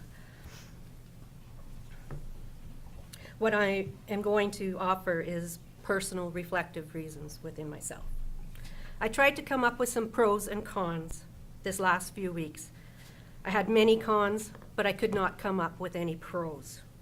I could only think of money. Money for Nakamura, money for the developer, money for the county. I could not even come up with one benefit for any of us that are currently living there. So to go on with some of the cons, the noise. We currently have noise in our neighborhood. We're not always quiet. We have dogs, chickens, roosters, donkeys, vehicles, and music. And we also have noise coming from the industrial park. Contrary to what some would like you to think, the Canal Hill does not stop the noise coming into the residential areas. The other day we had beep, beep, beep of a bobcat moving for hours and hours in our yard. One moment. And lastly, the construction noise, the dust, the construction garbage blowing around. They're just plain nuisances. I know the things that are not on the planner's radar, I know that these things are not on the planner's radar for consideration. But if this is done in phases and slowly over time, as the area structure plan indicates, we as a community will have to put up with the dust and the noise year after year. Can you imagine a road being built beside you and it never gets completed?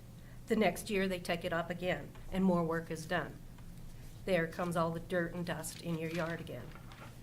The disturbances is not just a nuisance. Rather, if left unchecked, it could become a permanent feature of our daily lives.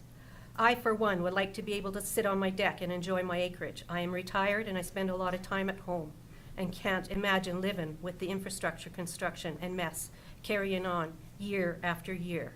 If there are no timelines or time constraints for the infrastructure, this could go on for many years, making us all prisoners in our own homes.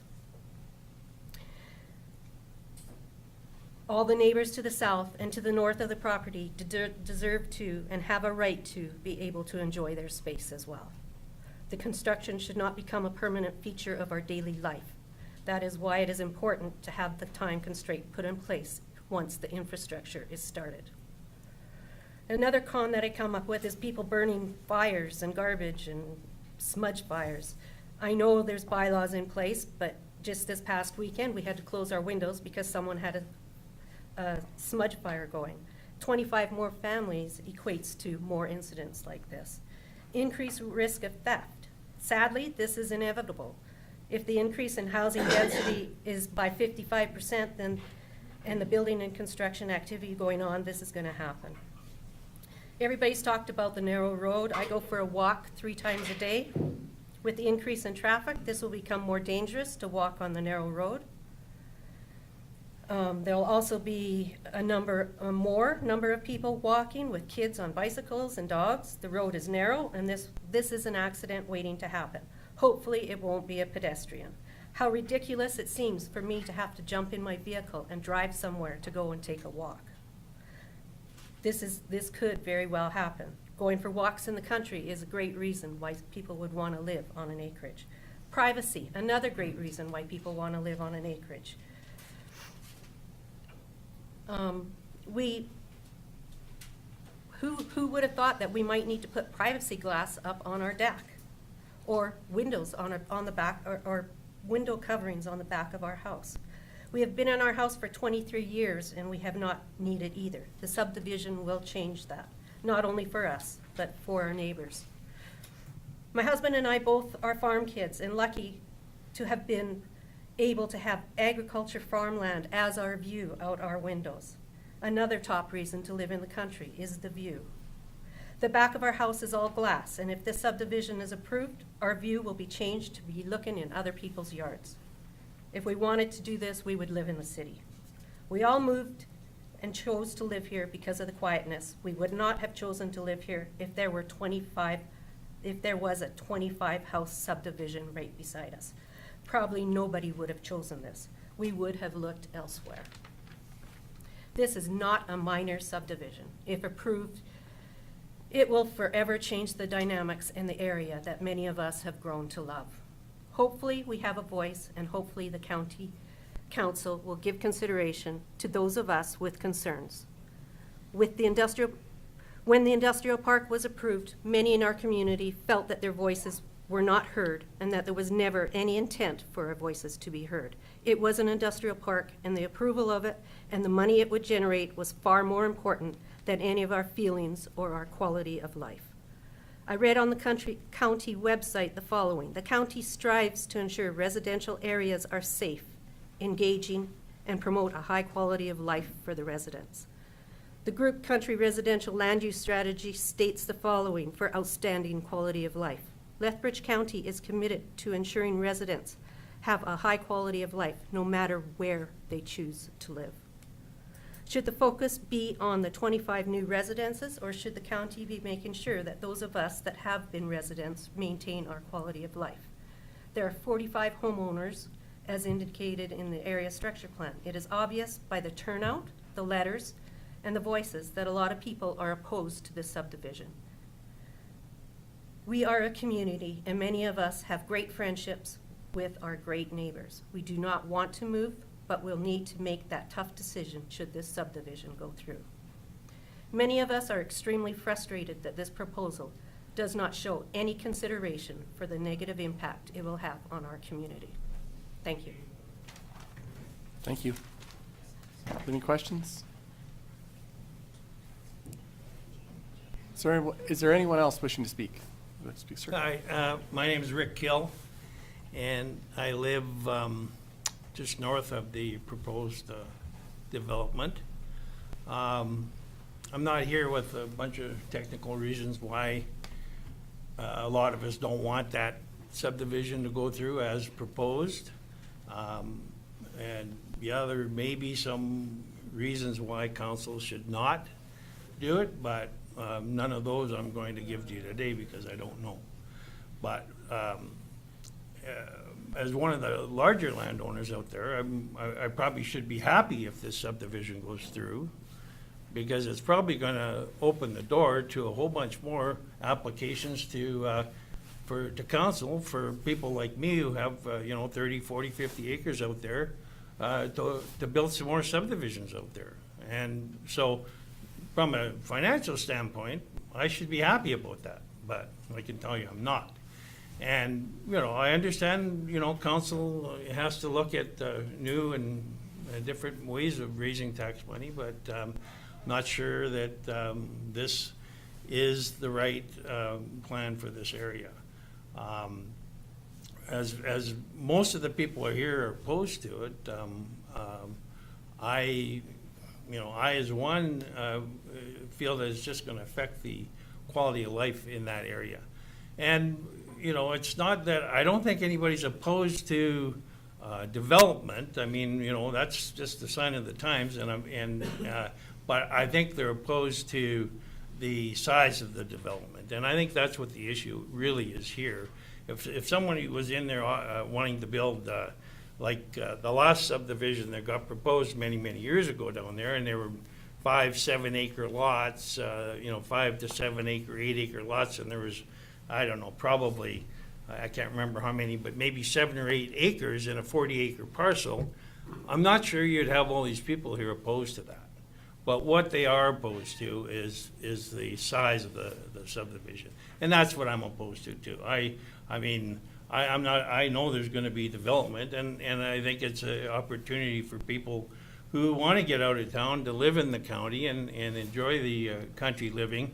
I believe you can still accomplish both without putting, building apartment blocks down the road so that you got enough room, for everybody to move out there. So anyway, from a technical standpoint, I don't know whether it's good or whether it's not, or whether it's against any of the bylaws or anything. But what I do know is that, the people that are there now have been there for a long time, like myself, over 30 years, and yes, there's been development down there, and there's been very little opposition to any of the development down there. Maybe, some where it comes to the commercial side of things, but I just feel that we maybe oversized the size of the development they're doing there, and I just wanted to state my opposition to that. Thank you. Thank you. Any questions? Larry? Yes. Could you tell me if our 11 o'clock has some flexibility that we can? Absolutely, Mr. Chairman. The public hearing will take priority. It was first on the agenda, and yeah. Thank you. Unfortunately, the gentleman, if he's arrived for 11 o'clock appointment, we'll just have to wait until we're done here. Yeah. Thank you. Is there anyone else wishing to speak to the proposed bylaws at this time?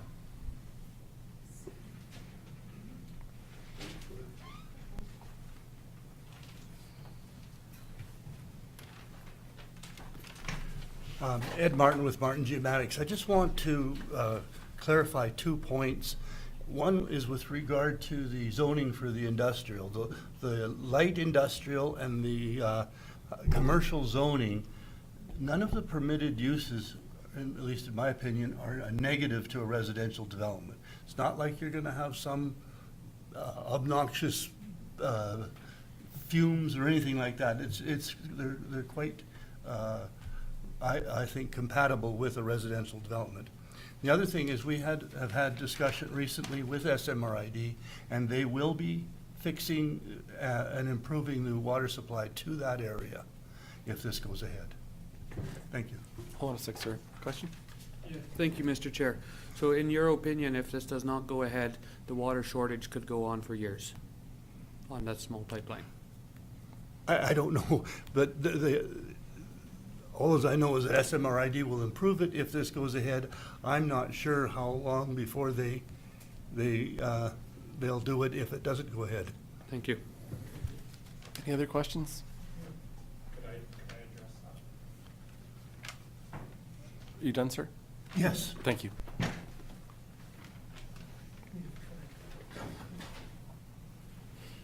Yeah, I'd just like to address the water pipeline side of it. We make it work, so we don't anticipate, if it's just the 9 of us using water, it's something we can live with. We work with it. What we're scared of is that all of a sudden you're filling a stormwater pond, maintaining water levels with that stormwater pond. You're providing irrigation water or drinking water, perhaps, to those various properties that are around there. That's where our concern is, because at that point in time, we wouldn't have water unless it is upgraded. So I just wanted to clarify that. Okay? Thank you. As it is right now, we're making it work for who's using it.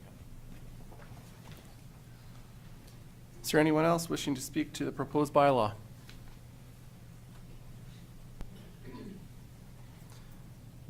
Is there anyone wishing to speak to the proposed bylaw? Ask a third time. Is there anyone wishing to speak to the proposed bylaw?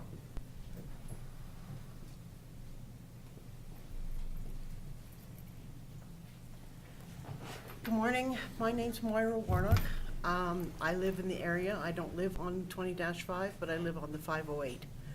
And our property backs onto farmland owned by West Skiba. The subdivision would still have an effect on us just because of the location of our property to where that is. It's quite close. I'm not a very good public speaker, so I'm a little nervous. I guess I haven't got any technical reasons why this shouldn't go through either, but I do have personal reasons, and I think those deserve to be heard as well. We bought our property, I believe it was 2009. Anyway, we've been living in our house on our property for 15 years. We specifically we looked at very many areas within the county of Lethbridge, and we specifically picked that area because of the quietness, the fact that the 20-5 was a paved road fell into some of our decision as well. There was lots of various reasons, but we liked the community. We liked the quietness. We liked the fact that it was like living in the country.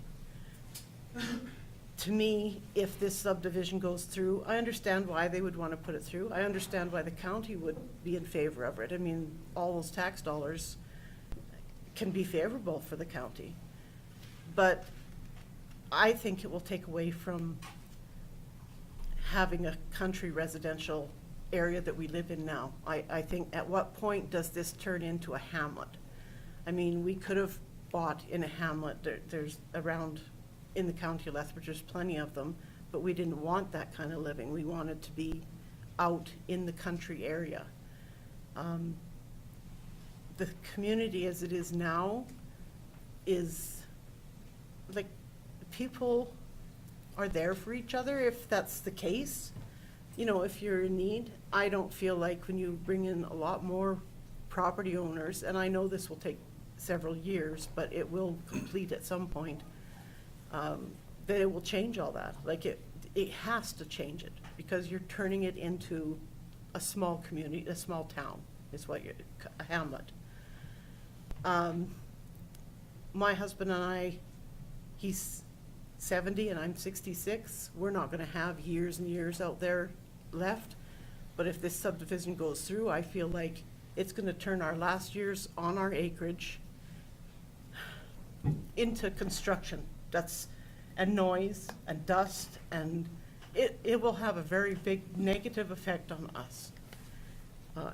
I also worry that this would set a precedent. The gentleman that was just speaking, he has acreage, he has acres that he could want to subdivide.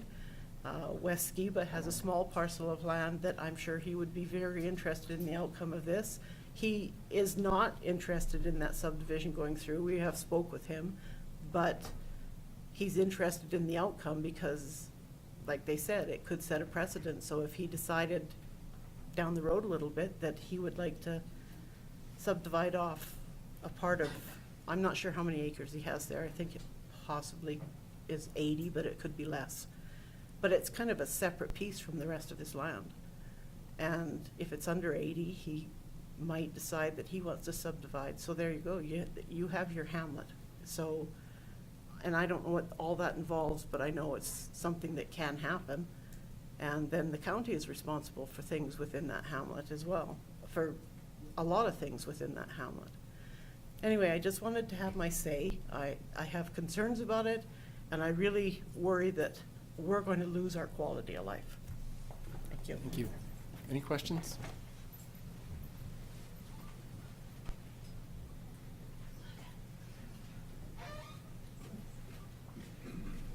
I'm not going to say much. I'm Susan Wishaw. I live on Range Road 205. And I would just like to ask you all,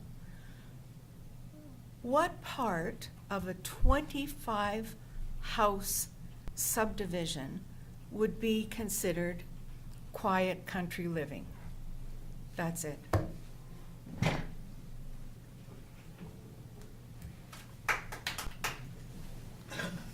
Is there anyone else wishing to speak at this time?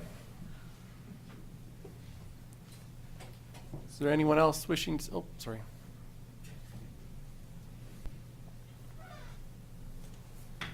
Good morning. My name is Deb Richter. I live on 20-5, and I will be affected by this development as well. Myself, as well as other residents, talking to them, are opposed to this development because we are going to lose our rural community. We do not want an urban lifestyle. We moved out into a developed, well-established area. That's why we bought out there, to go into that area and live quietly and enjoy life in a rural community. We do not wish to urbanize it by any means. Thank you. Thank you. Is there anyone else wishing to speak? Good morning. My name is Lennon Nakamura. I am Jody's son. I am a farmer east of Lethbridge. We've looked into farming this land several times, and by the shape of the land and the way it's laid out, it's pretty unfarmable. And we've soil tested. This is less than ideal farmland. I guess that's my comment on that. I don't know what else you do with this piece of land. So it's surrounded by residential properties, rural residential properties at 2-acre sizes, 3-acre sizes, all different sizes. I just think there would be a good use of this piece of land. There's not much else you can do with it. So that's my comments. Thank you.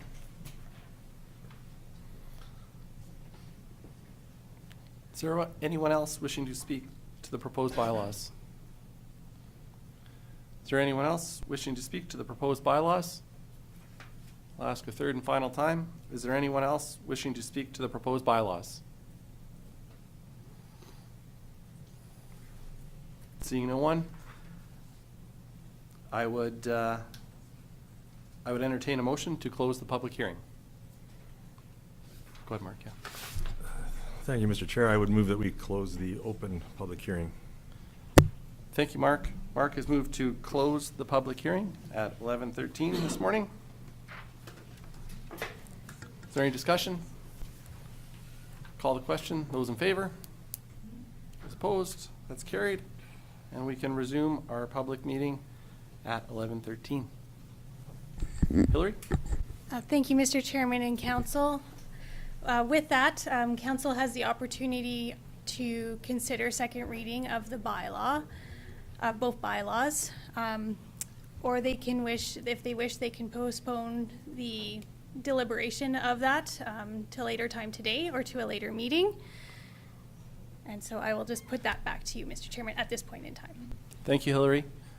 Something I should have mentioned, I know that public speaking isn't first nature for everyone, so I do appreciate you coming here today, taking the time to speak, having the courage to come up and share your feelings. I realize this is extremely personal for everyone on all sides of this. I do acknowledge there's a lot of history and a lot of feelings, so appreciate you taking the time to come in and give your feedback to council, and also to come up to the mic. I know it's not easy, and I do appreciate it, and council appreciates your willingness to come forward and share with us your concerns, your thoughts. So thank you. With that, as Hillary mentioned, we obviously have a number of options before us as council. I would open it up to council for discussion and guidance on how you would like to proceed. John. I just have a question of our planning department, if I could. The nature of the recommendations in the bylaws that are in front of us are, if I understand it right, are strictly at this point to accept the area structure plan and to do a redesignation of the parcel from rural agriculture to group residential. Nothing in front of us at this point is to do with anything to do with the subdivision or the proposed subdivision in the sense of approving the way it sits as is conceptualized within the area structure plan. Thank you, Councillors Kurbis, through the chair. Yes, so the applications are just like the framework for the to build off of and to be able to subdivide at a later date. Council does have the option with regards to plans like this to propose to amend as you see fit. You can take any component of this plan and you can say we want to have this or that and have that as amended. That is an option of council here today. If you heard something that you felt needed to be addressed more clearly in the area structure plan, that can be done. But at this point in time, it's not any approval, if that's council's choice, would be just to set the stage, not to approve a subdivision, as Councillor Kerber said. Go ahead, Lauren. Thank you, Mr. Chair. So just a couple of questions on that, Hillary. There are still a great deal of stages to go after this. Could you maybe outline them for everybody that's here? Like, you have to go through actually physically splitting the property into lots and building approvals and infrastructure. Could you maybe describe what goes on after this? Absolutely. Councillor Hickey through the chair. So with regards to anything that would potentially happen after this this phase of the development, it would be a subdivision. A subdivision would have to be submitted and then come forward once again to County Council acting as a subdivision authority. At that time, there would be consideration of infrastructure improvements, what types of lot sizes there would be, types of any improvements outside of the subdivision, if that was a consideration of council. The applicant, upon subdivision, there's a lot of considerations after that. They have to have a development agreement, at which time they would have to construct all their infrastructure at their sole cost, including anything that County Council deemed required to support that development that would be potentially off-site. And so that's a stage where the applicant has to provide, in writing, they would have to fund that. They'd have to have an agreement with the county to move forward with that. Once the infrastructure has been developed or constructed, then the development permits would be potentially issued for each individual lot. So that would be looking at implementing those architectural controls and such things as that, following the county's land use bylaw, landscaping standards, etc. So those are kind of the main steps. The subdivision is the most technical side of a development, in that the applicant is required to upfront and complete all of that infrastructure to support that development, and typically it happens within, I would say, there's a year time frame that we anticipate that if that was approved by council. Just a couple of follow-up, thank you. So there was a couple of items brought up, and that was the zoning for the industrial park. Could you explain a little better as to what the county's policy is on the distances from the industrial park? Yes. So in our municipal development plan and in the Group Country Residential Strategy, we do have a recommendation in both those strategic documents for a 300-meter setback to an industrial park. It is, as most policies, it can be considered based off of the existing, what's there, how this would relate to it, what side it's on. Council could decide that there's no impact from that development impacting the residential side. But that is the policy that we have in place, is that there's a 300-meter setback to a industrial park that's proposed. Thank you. And one other question was, after the internal road network is established and built and up to standard, at what point in time does it become the county's responsibility to take that over? The road specifically? Yeah. So once it is completed, we have a 2-year warranty period, at which time, as long as there's no deficiencies, the road is then officially turned over to the county. And one more. I know we've had a discussion on 508 and its upgrades. Do you know anything about the status of that, or should I ask the chair? Not yet. Okay. I'm not sure about Highway 508 in terms of its status. Sorry, I meant. Oh, 20-5? 20-5. Okay, My fault. 20-5. I would defer that to our infrastructure, Director of Infrastructure. Thank you. Yes, at this time, it is not in our capital budget to upgrade Range Road 20-5. I would have to look in our asset management program to see where it lies in the list, but it's currently not in the capital budget.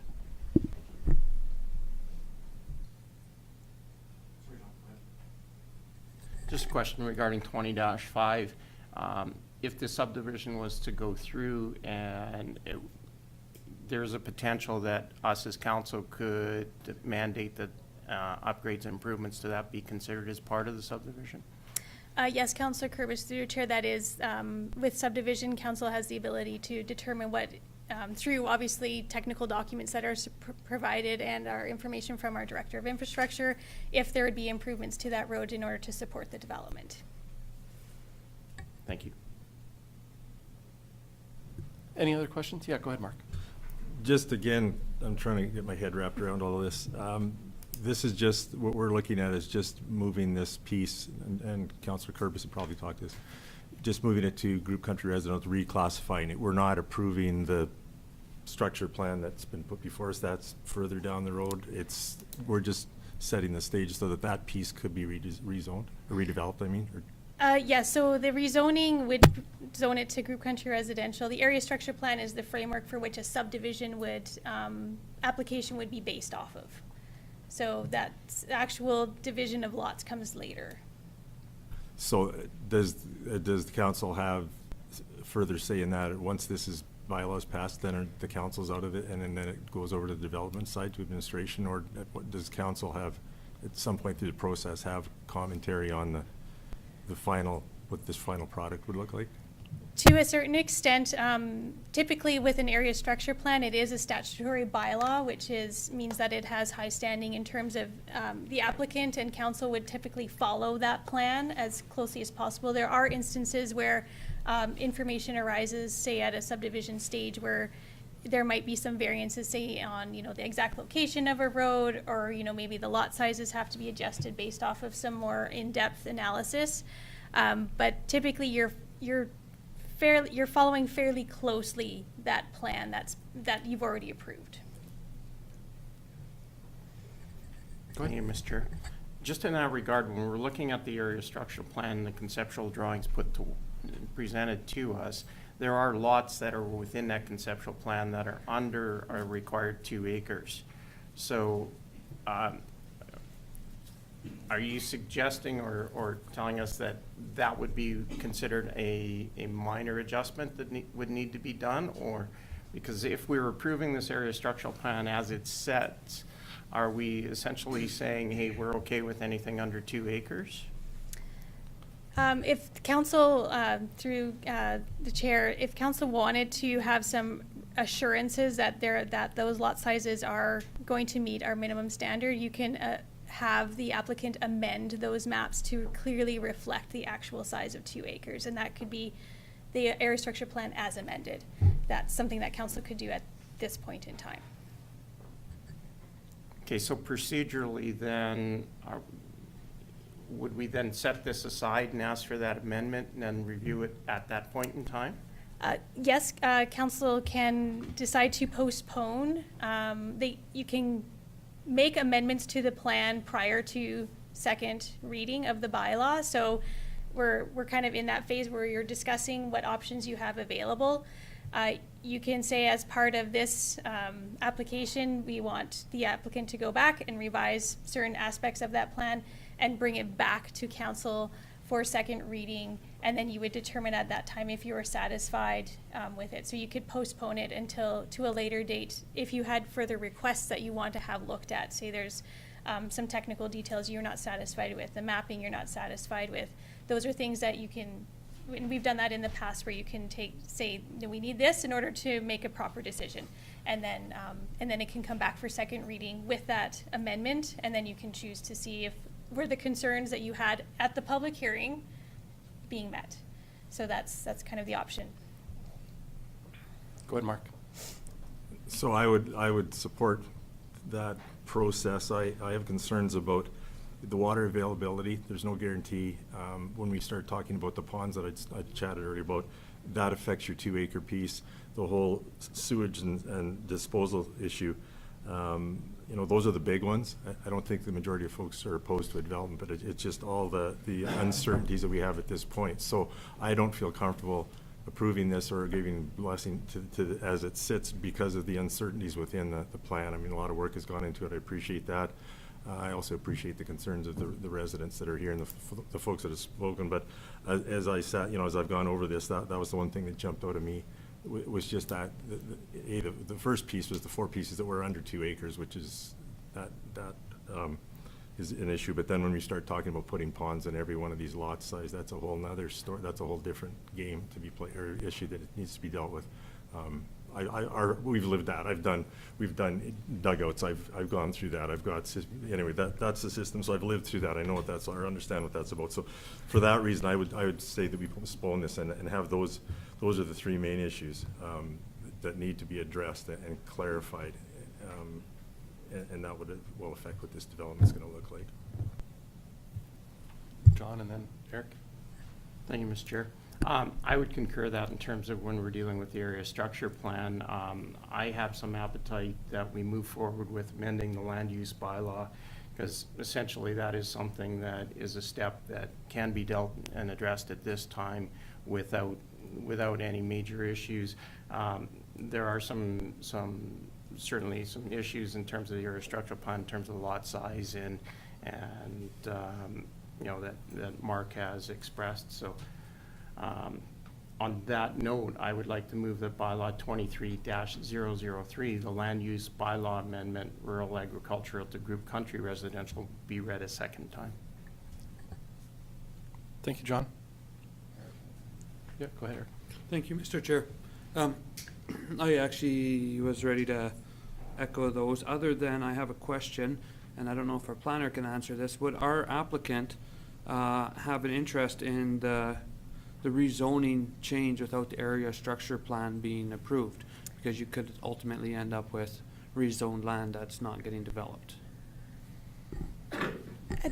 In terms of process, I would recommend that the rezoning come after an area structure plan is approved, just so you make sure that in case there's some issues with you know, any proposed amendments or sending that applicant back to get more information, that you have that plan in place before you rezone. That's typically how it's done in the county. You could do it the other way if you felt some confidence in this area being group country residential. You just need that area structure plan to be updated, but you could just postpone both in terms of making sure that you have the bigger framework in place and then you're rezoning.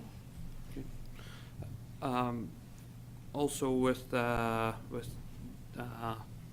speaking to the land use amendment, I can see the group country residential being a good fit in the area. Large part of what I'm gathering out of the concerns is size, impact, and all those that go with it. It's a lot to process. There's a few technical things that need to be dealt with at this time that have been brought up, and I could see a future, but not yet. Thanks, Eric. You want to go ahead first, John, maybe? Or do you? Yeah. And just given what our planning department had said in terms of the normal way of proceeding is to deal with the area structural plan and then the land use amendment bylaw, at this time I'd just like to withdraw my motion. Noted. Thank you. Okay. Okay. Is there any other discussion or comments at this time? I'm getting a sense that there is an appetite from council to ultimately postpone this, as I think there seems to be some issues with the ASP as it's laid out right now. I know I would, share to the audience here that that's definitely my feeling. I don't disagree with the sentiment that this parcel is likely best suited for group country residential. I understand what it's like to farm oblong, weird parcels. with the machinery we have today and trying to apply crop protection products that close to that number of residential developments is challenging at best, given the constraints of the irrigation, inability to put pivot on that. I do see this as the highest and best use. However, as many of you spoke, I share a similar concern over the intensity. I think that would be my concern moving forward with the ASP, is just the intensity, the number of lots, and then obviously dealing with some of the other concerns that council has brought up today. Go ahead, John, and then, or Mark, and then John, sorry. If you're done. Yeah. Thank you. And thank you, appreciate you just giving me this time. To the residents that live there, I just want to share a little bit of my personal experience in the sense that I am an acreage owner myself. I'm not a farmer. I moved into this area and we purchased an acreage that we felt suited our needs.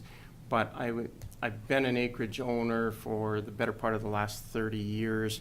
And the previous community I lived in, we lived in a very small group country residential area that underwent very similar transformation in the sense that 300 lots were developed immediately adjacent to the properties that we were at. And at the time that development was going through, there was a lot of fear and concern about how that would negatively change our little community. At the end of the day, when that subdivision, it went through, was approved, it completely filled up. The fears that we had about the negative impacts of that were not founded. They actually brought in 300 extra families that embraced the community and made it a better place. So I appreciate that you may have some concerns, and obviously nobody has a crystal ball as to what potentially could come in. But having gone through this personally myself and sitting where you're at, fighting against a subdivision of this nature that was similar to moving into mine, I just wanted to let you know that at the end of the day, my concerns were not founded. Mark? Thank you for that, John. Sorry, it's getting late. Just a quick thank you to everybody for coming out. I know it's tough. Public speaking is an issue. The one point I would just like to suggest to everybody moving forward is that as council, we're not here about the money. We're not chasing dollars. We're not trying to, we're not putting money ahead of people. We're all people. We all live in the county, okay? So I think that took a bit of a swipe, I felt. So anyway, that's just a comment on my part that, we're all in this together. And it's good to see people come out, residents come out and share their stories. So as councillors, we don't know unless we talk to you. We're here, phone us, talk to us. That's why I became a councillor, was to serve this county. It's not for personal, I didn't come in with an agenda. I don't have a personal agenda. I'm here to serve the county and give back to what the county's given to me for the last 40 years.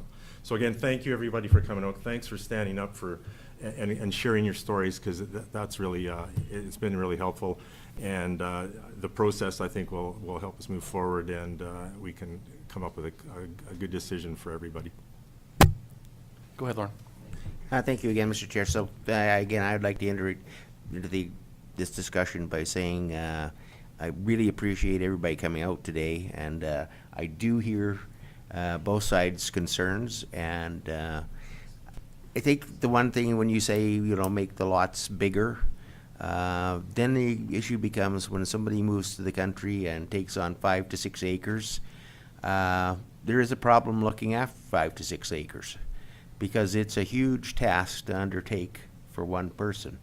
And then the weeds become a problem, and a lot of things enter into the picture. So I think you have to kind of strike a balance that will provide, good housing, but also good neighbors. So good neighbors look after their property, and they look after each other. So we have to find a way to make it fit if this was to go ahead. And again, I appreciate everybody's point of view, so thank you. Thanks, Lauren. Go ahead, Eric. Thank you. I would like to put a motion to postpone the decision on bylaw 23-002 and for area structure plan and bylaw 23-002 land use bylaw amendment to a later meeting for further information. 23-002 and 23-003. That's the one. Okay. Go ahead, Hillary. Sorry, could I just get a point of clarification, Please. Mr. Chairman? Just in terms of the more information part, I would like to just make sure it's crystal clear what we're asking them to go back and get to us. Councillor Sayers had mentioned the availability of potable water, address the lot sizes that are currently listed as under 2 acres, and then what was the third thing? Oh.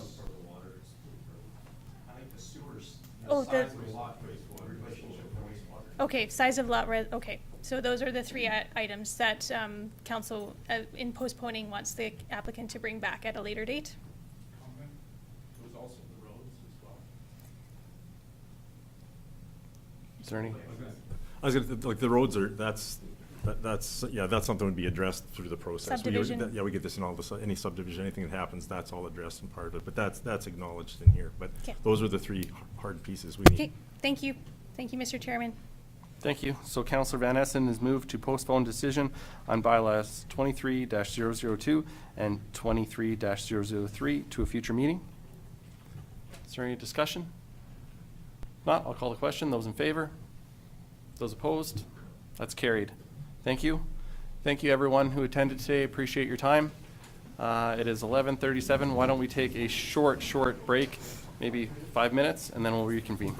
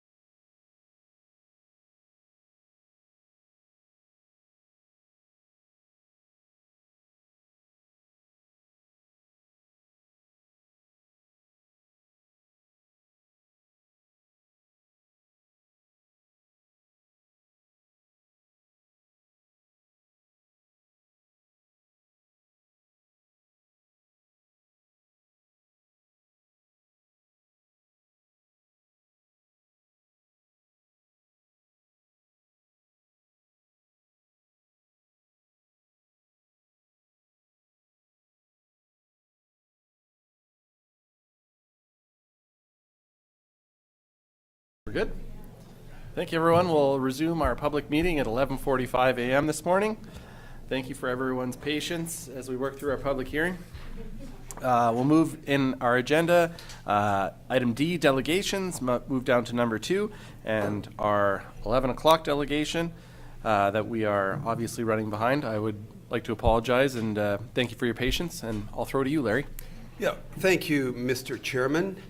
So our manager of fire services, who was very much involved in this issue that I'll summarize a tiny bit for you, and in which Mr. Oudshoorn, I still blew it. I'm sorry. Mr. O is here to address you with today. Manager of fire services had intended to be here to address you directly. He's probably, I think, dealing with cars colliding and driving into ditches and so on, given the conditions outside. So he gave me a quick summary. I'll just share with you what he wrote, and I don't have a lot more detail than this, but I'll, again, just to try to provide council with a tiny bit of context. So on February 1st of this year, or pardon me, of 2022, so more than a year ago, he, meaning Byron Fraser, our manager of fire services, received a phone call from a concerned citizen that there were semi-trucks and tractors blocking the traffic circle at Nobleford and no one could get through. The incident was occurring during the time of protests at the border and so on with respect to the whole COVID matter that the world has dealt with. When he arrived, the backup was all the way down the Nobleford Hill to the south, approximately 2 to 3 kilometers.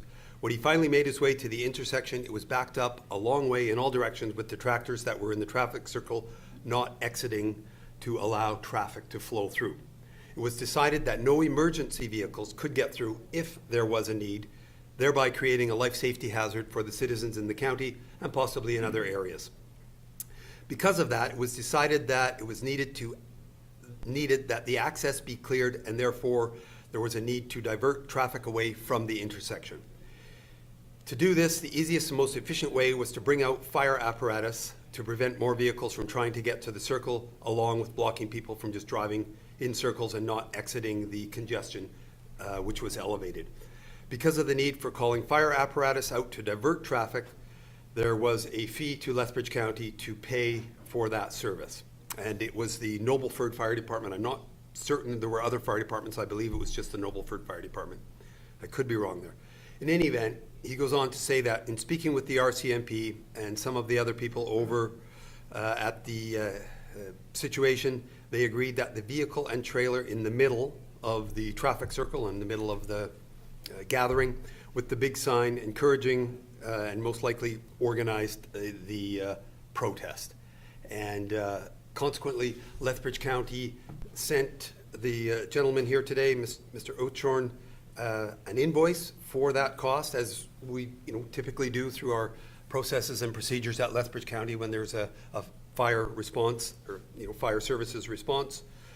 And the invoice that was sent to him was in the amount of $2,482.50, and the penalty to date is $355.36 on top of that. So currently, the invoice, which is outstanding, that was issued to Mr. Oudshoorn, is just roughly, do the math, just over $2,800, about $2,850, somewhere in that range. So that's what's outstanding, and I believe he is here then to just address council and speak to that. So hopefully that, again, just provides a little bit of context for why he is here today to speak to you. So, thank you. Thanks, You're welcome. And if you could just use the microphone a little bit, you don't have to get right up to it, but just make sure your voice projects, please. Thank you.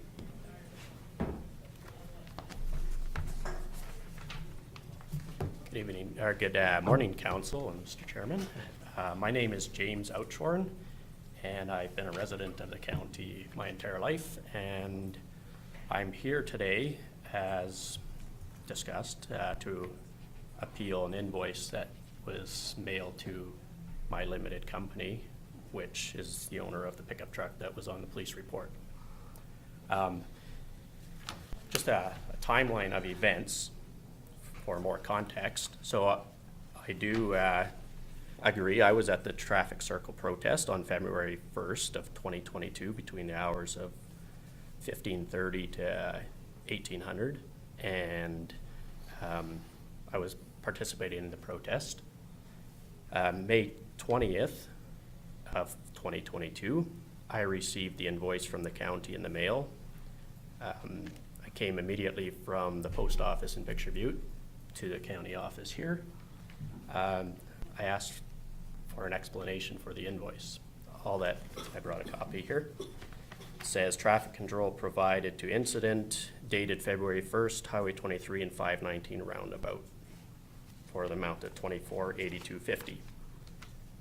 Seemed a little bit stark to me to receive an invoice like that with no context and no explanation. I was not able to talk to anybody that could address my concerns, but I left my information for administration to get a hold of me. Early July I never did receive any kind of contact from the county.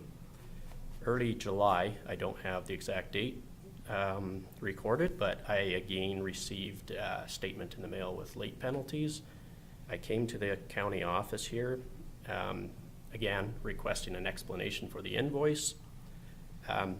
Was very open. I said, I'm not hiding, I'm not running, I'm not avoiding anybody. Come talk to me. I left my business card. It's got my road address, it's got my mailing address, it's got my email address, phone number on it, even same as text message.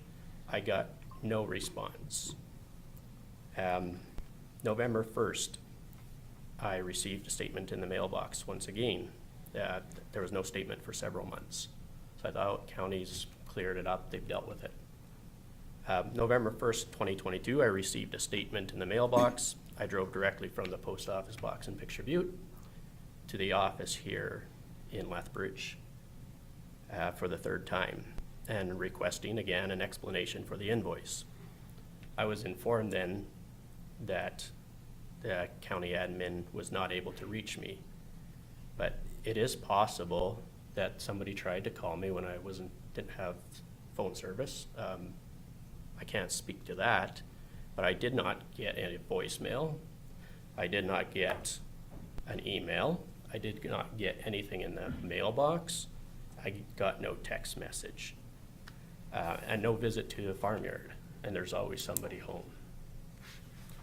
So I left business card once again at the front desk with a request in writing for county admin to contact me. That was November 1st.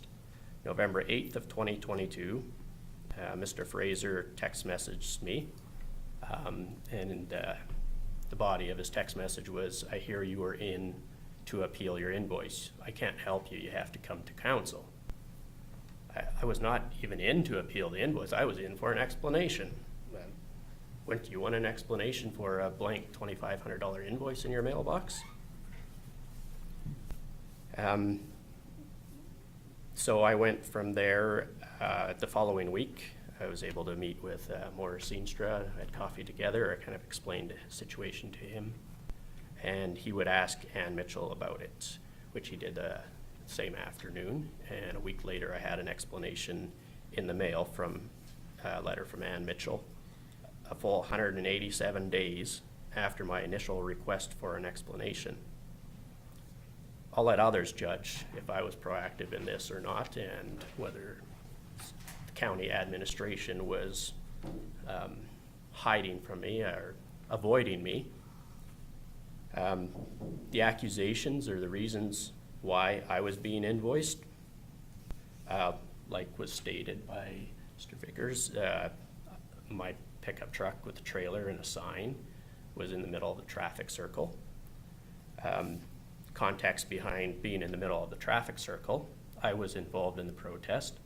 I was not there to blockade traffic, and I think the majority of the people that were there were not. I did not organize it. I was in the traffic circle at the time the police officers arrived, and I was not able to get out of the traffic circle. And in order to assist them to clear the traffic jam, because that's essentially what it was a traffic jam more than a intentional blockade. I pulled out of the driving lane. There was room on the inside of the traffic circle, and so I removed my truck and trailer into the center area there, and I was completely out of the driving lane. And I talked to 3 different officers at that time, and I received permission from all 3 of them that where I was fine. We had a right to protest. We did not have a right to block traffic. I was out of the driving lane. They were cool with me being parked where I was parked. So that reason, or I was observed in the center of traffic circle, I was there. I'm not denying that. But I appeared to be playing a leadership or organizing role in the illegal blockade. Now that's what this whole invoice hinges on, is that it appeared that I was playing a leadership or organizing role in an illegal blockade. And that is the reason that my company, Rocky Trails Ventures Limited, was sent the invoice. So the justification for invoicing the owner of the vehicle is based on an appearance. Now, I was not doing anything illegal to the best of my knowledge. I was not charged for any traffic infractions. I was not charged for participating in an illegal blockade. I was there. I admit that. I was protesting. We have a right to protest. It's a critical part of democracy. I spoke with police. I'm approachable. I'm level-headed. And I think that's why it's natural for an officer to come, talk to somebody who wants to talk, is fine with talking with him, wants to talk with him, rather than go to somebody that's irate and ranting. I have no problem with talking with police. I did have the biggest sign there. I do admit that. But if I'm invoiced because of the size of my sign, that appears to me to be discrimination. I can talk about discrimination if you'd like, but we'll pause that for now. So I was not breaking any known traffic laws or other laws. I was not charged with any infractions. I did not even organize it. I do not believe I called or text messaged a single person that afternoon to come to a protest. It was put out on social media. I have no idea by who. And farmers and concerned citizens from all over the place flocked there. And I don't think any single person organized it or had anything to do with gathering people. I mean, it was citizens that had concerns, citizens that took part in the democratic process of protesting. And maybe a swell grassroots movement of citizens oppressed under unlawful government overreach and driven to unite in common against it is a foreign concept to some people, but in my lifetime, I've never witnessed that community spirit that came together in those days to unite, to achieve a common goal, which was restoring somewhat of what life was like before COVID. And to this day, we see no repercussions of opening things up.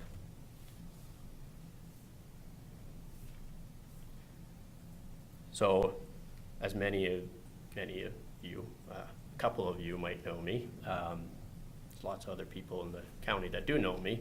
I'm not known as a radical, but as a productive, hardworking, level-headed resident of the county. I'm against illegal blockades. I'm also against oppressive government overreach that treads over the rights of its own citizens. And pertaining to the invoice that I was invoiced for, I did not request the emergency support, and my participation in that particular protest did not necessitate dispatching fire support services. So it appears to me that the county made several errors in judgment. First, to call the volunteer fire department to respond to a traffic jam. The allegation is that if there was an emergency, that the rescue vehicles would not get through. Now, I beg to differ on that. I'm sure that the protesters that were there would have scattered whichever way it takes, if it takes going into the adjoining fields to make way. We did have in the following day or days, we did have several emergency vehicles that did come through, and they were in no way hindered from passing through. I don't think they even needed to slow down. Secondly, I question sending out a rescue truck and a fire truck for traffic control.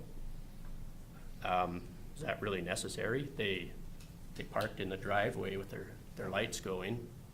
They did not appear to, from what I could see from my position, to be at all involved in stopping traffic. The RCMP got traffic moving, and they hung around for a period of time and made sure that vehicles were exiting the traffic circle. But I really question a rescue truck and a fire truck for traffic control. That's aside from the whole issue. I realize that. But thirdly, to select an easy target to invoice the first two errors to. I'm an easy target. I was on the police report. The police talked to me. I'm not hiding anywhere.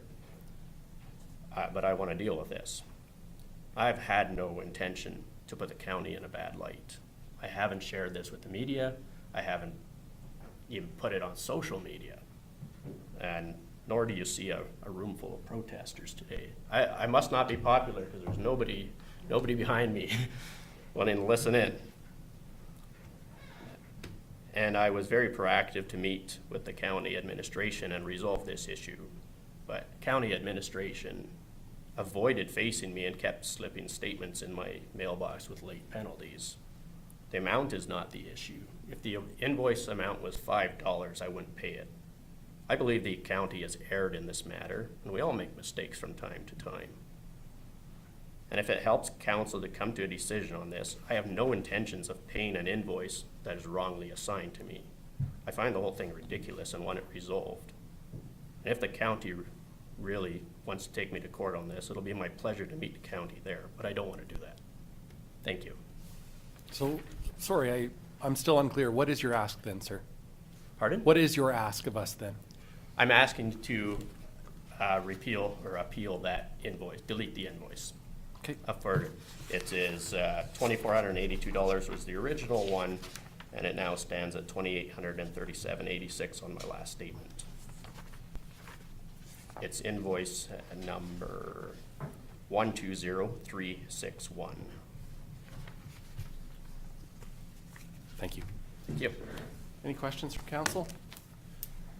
Go ahead, Morris. Yeah, thanks, Mr. Chairman. Thanks for that, James. Maybe Larry can help on that end of it down there. Why did James get invoiced for that typical infraction? Why was it James? Do you know, or do you have any background on it? It's puzzling to me too. Like there was probably a dozen or more down there, James. Several hundred. Yeah. Several. Well, thanks. I'll do my best to answer Councillor Zintra through the chair. Kind of as he explained, his vehicle was in the center, as I'm told, and as I understand. And, short of creating, 50 invoices for 50 different vehicles, again, the words are, it appeared that, he had a kind of a leadership role, a center of the, a circle, as we're all taught, there's a centrum in there, and he had an identifiable truck. And, I don't know what to say beyond that. Again, if the invoice isn't issued and paid to someone, then it's distributed amongst, the county broadly, right, to taxpayers to kind of pay for that cost, justified or not, the response. So, thanks. Go ahead, John. Thank you, Mr. Chair. Just for, I think all parties involved in terms of, are we in a situation where it's disputed whether or not he was actually within the median? He was on top of the median, not actually within traffic? Is that administration's understanding of it as well? Sure. If I may, through the chair again, to just to make sure I understood that his vehicle or vehicles, vehicle, truck and trailer, were not themselves blocking the roadway, but were in the center? That's my understanding too, and I guess you can confirm, but yeah, so he wasn't in the flow of traffic. Go ahead, Eric. Thank you, Mr. Chair. I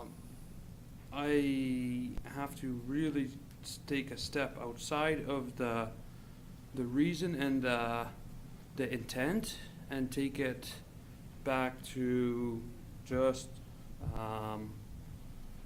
the basis. I really need to make sure I keep out the why and that, and have to look at it like any protest that could happen anywhere, and it is unfortunate, but it is also available.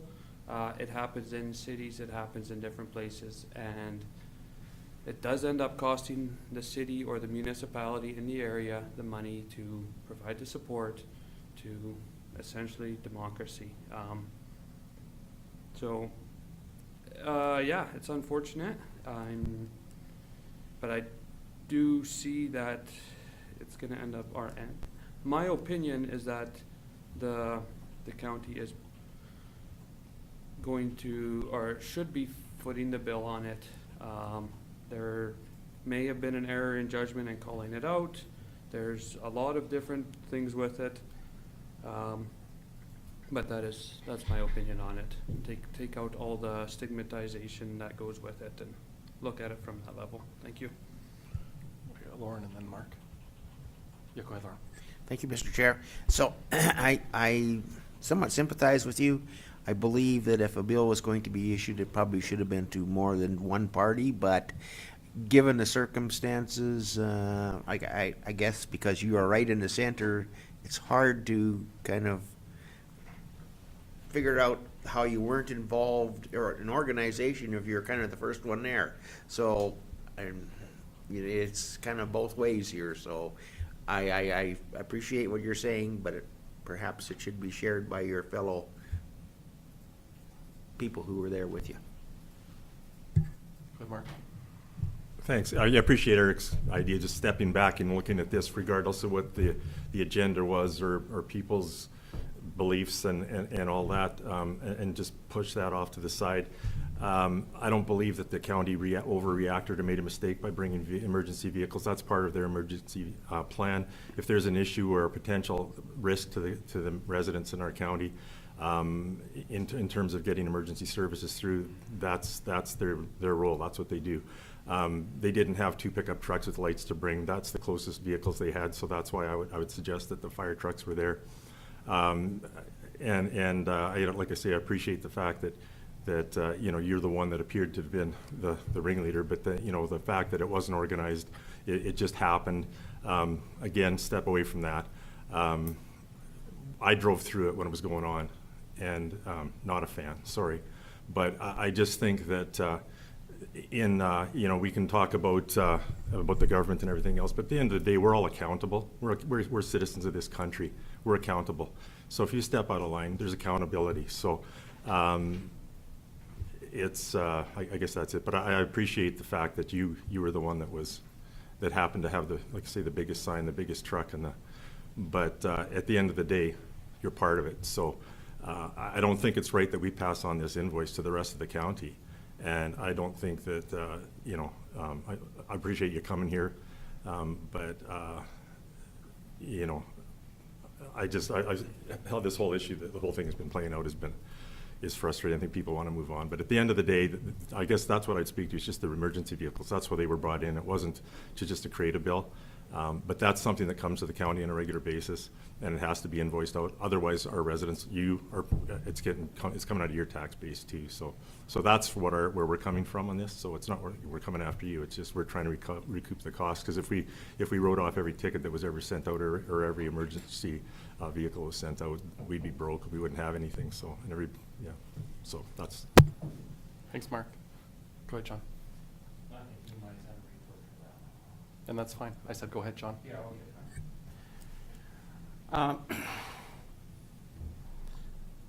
I'm really kind of, I'm trying to wrap my head around this whole circumstance, and very much like Councillor Van Essen had said, removing the circumstances, the outlined circumstances, the fact that it was a protest, and I'm trying to sort of determine whether or not I can actually do that.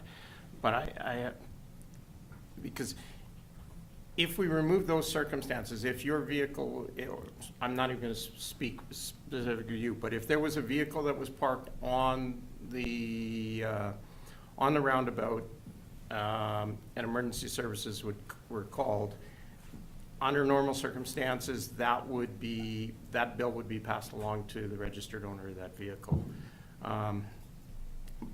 But given the fact that this was a protest where there were multiple vehicles, I'm hoping that maybe we can come to a consensus and ask administration to research what other municipalities do in the sense of traffic control or, crowd control when it comes to protests as a general, in terms of, who foots that bill and where does that bill go to? Because appreciating that this was one vehicle that were multiples, and it let's call it what it is. It was a protest. Whether you support the cause or you don't support the cause, the fact of the matter is there was a protest there, and having some context of what other municipalities do in terms of who foots the bill for that when we're dealing with protests and what has to happen, I think is something that we as council should take a very close look at. Thank you, John.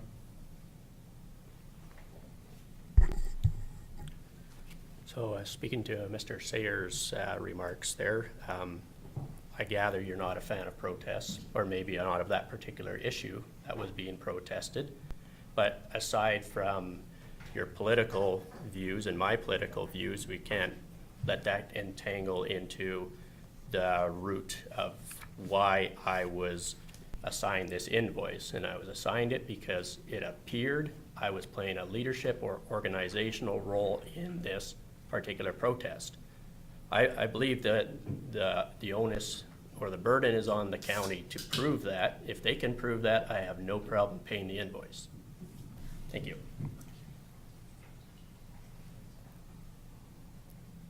Are there any other comments or questions? Well, go ahead, Morris. Mr. Chairman. I'm a little puzzled over that. I don't. It was you. What got picked, but there was several more down there. We all know that, whatever, But I seen a lot of protests a lot of places. We seen it right across the street down there, and it was multiple police officers from the city of Lethbridge down there, and sometimes they exceeded the number of protesters down there. Were they getting billed too? I never ever heard that. When there is a protest like there was down there, it was not necessarily a blockade, or whatever. It's kind of puzzling to me that something that happens, and you were talking about the democratic system that we have in place on that, and you can be charged for that. Well, that's puzzling to me. Go ahead, Lauren. Thank you, Mr. Chair. So just a question to Larry. Was the road impassable? Because when we came by, we chose to go down the county road to the west and south down to Monarch to get out of it. Right. Yes, through the chair to Councillor Hickey's comment or question. I actually happened to be going through there that day as well. I think council and senior staff were at an event, and when we headed south and reached the traffic circle, it was entirely blocked, and we did, just as somebody had mentioned here, I think in the discussion today, we dipped down in the pickup truck we were in and cut the corner of the field, and were able to circumvent and get through. But the road itself, there was no indication, nothing I saw, and as I recall, more than a year ago now, that we could have gotten through on the paved driving surface. Any other discussion? Go ahead, John. Could I suggest that we actually defer a decision on this until we get some context of what other municipalities do when they're dealing with crowd control on protests? if you're willing to. I would like to direct make that direct motion. administration to Well, do do that. we need to do it in a motion, or do we just direct administration to do so? Well, I would like to, yes. Please make a motion. In a to motion? direct Then I will make that motion. And what is that motion? Now you're gonna make me think. I'd like to make a motion to direct administration to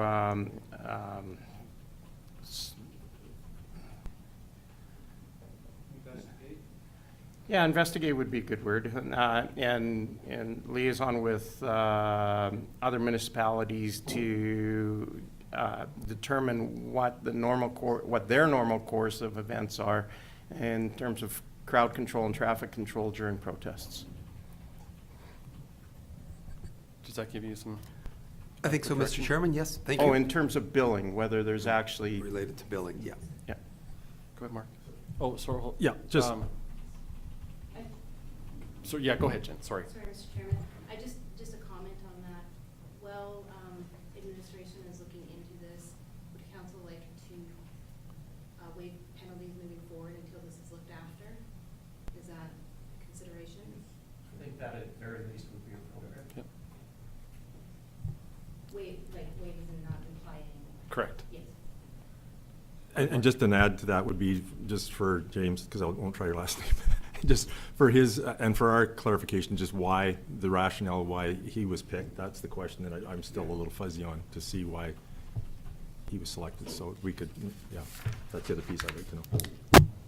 Kate, you have some direction, Larry? to Absolutely, bring yeah, back we some can delve information? into those matters, Mr. Chairman, and come back with some fuller written information, and that was kind of what, as administration, we had maybe anticipated might come out of this meeting today, so certainly willing to do that. Okay. I'm not going to endeavor to repeat your motion, but do we all feel comfortable with what John's brought forward? Okay, if there's no further discussion, I'll call the question. Those in favor? Those opposed? That's carried. Thank you for your time today. Thank you.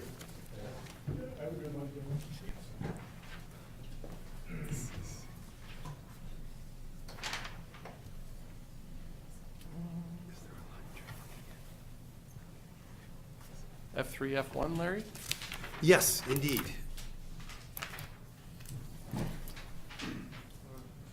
Yeah, sorry. Through lunch today? We did change plans, and we are getting something brought in. Once it's here, we'll take a quick break. Sorry, Larry. Yep. So moving down in our agenda package, F3, F3.1, administration, donation request, Courageous Companions. Thank you, Mr. Chairman. Just a fairly short report here and a letter attached as well that you will see from the Courageous Companions. And just touch on a couple maybe key points to just frame it up. The Courageous Companions are an organization who provide certified service dogs to military veterans and first responders who suffer physical, psychological injuries as a result of their service. And these dogs are provided to these individuals at no charge. And that is why the group, Courageous Companions, relies entirely on the support of individuals, service organizations, and the business community to fund their efforts. And they're asking Lethbridge County to please help by placing a sponsorship ad message of support in their upcoming annual edition of the Courageous Canine magazine.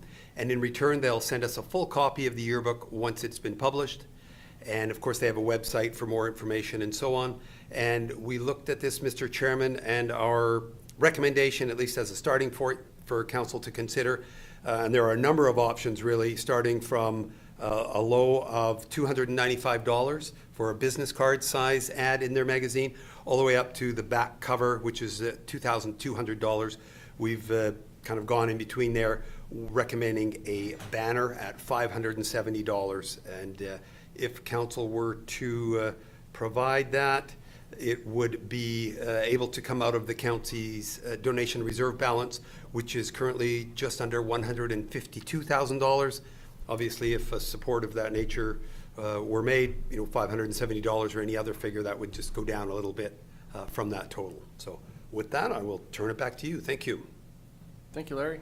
You're welcome. I'd open it up to council for any discussion. Go ahead, Eric. Thank you, Mr. Chair. On this organization, I don't see, are they nationwide? Are they local? What is the content of, or the service area maybe even? Yeah, excellent question, Councillor Van Essen, and I didn't dig into it to that level. I don't know, Candace, did you happen to? We might be able to have an answer for you here in a moment. If nationwide, yeah.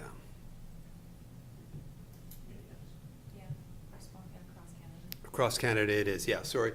Thank you for that question. I apologize I didn't kind of have that answer or do that research in advance in anticipation of that viable question. Mark, did you have something? I was just gonna, I thought, did we donate to the last year? This is another. I don't recall. No. Go ahead, John.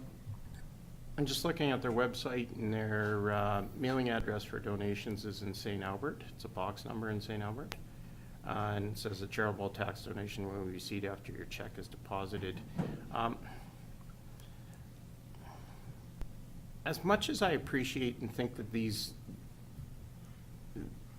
services and they offer are a wonderful thing, I personally kind of have an issue with the buy quarter page ad and support us, because there's a cost of producing that document, and somebody is actually usually benefiting from that in the sense that the publishers benefit from that. If we were going to consider doing donations outside of the county, I would be far more in support of actually making a direct donation to the organization, as opposed to just putting our banner or an ad space into a magazine.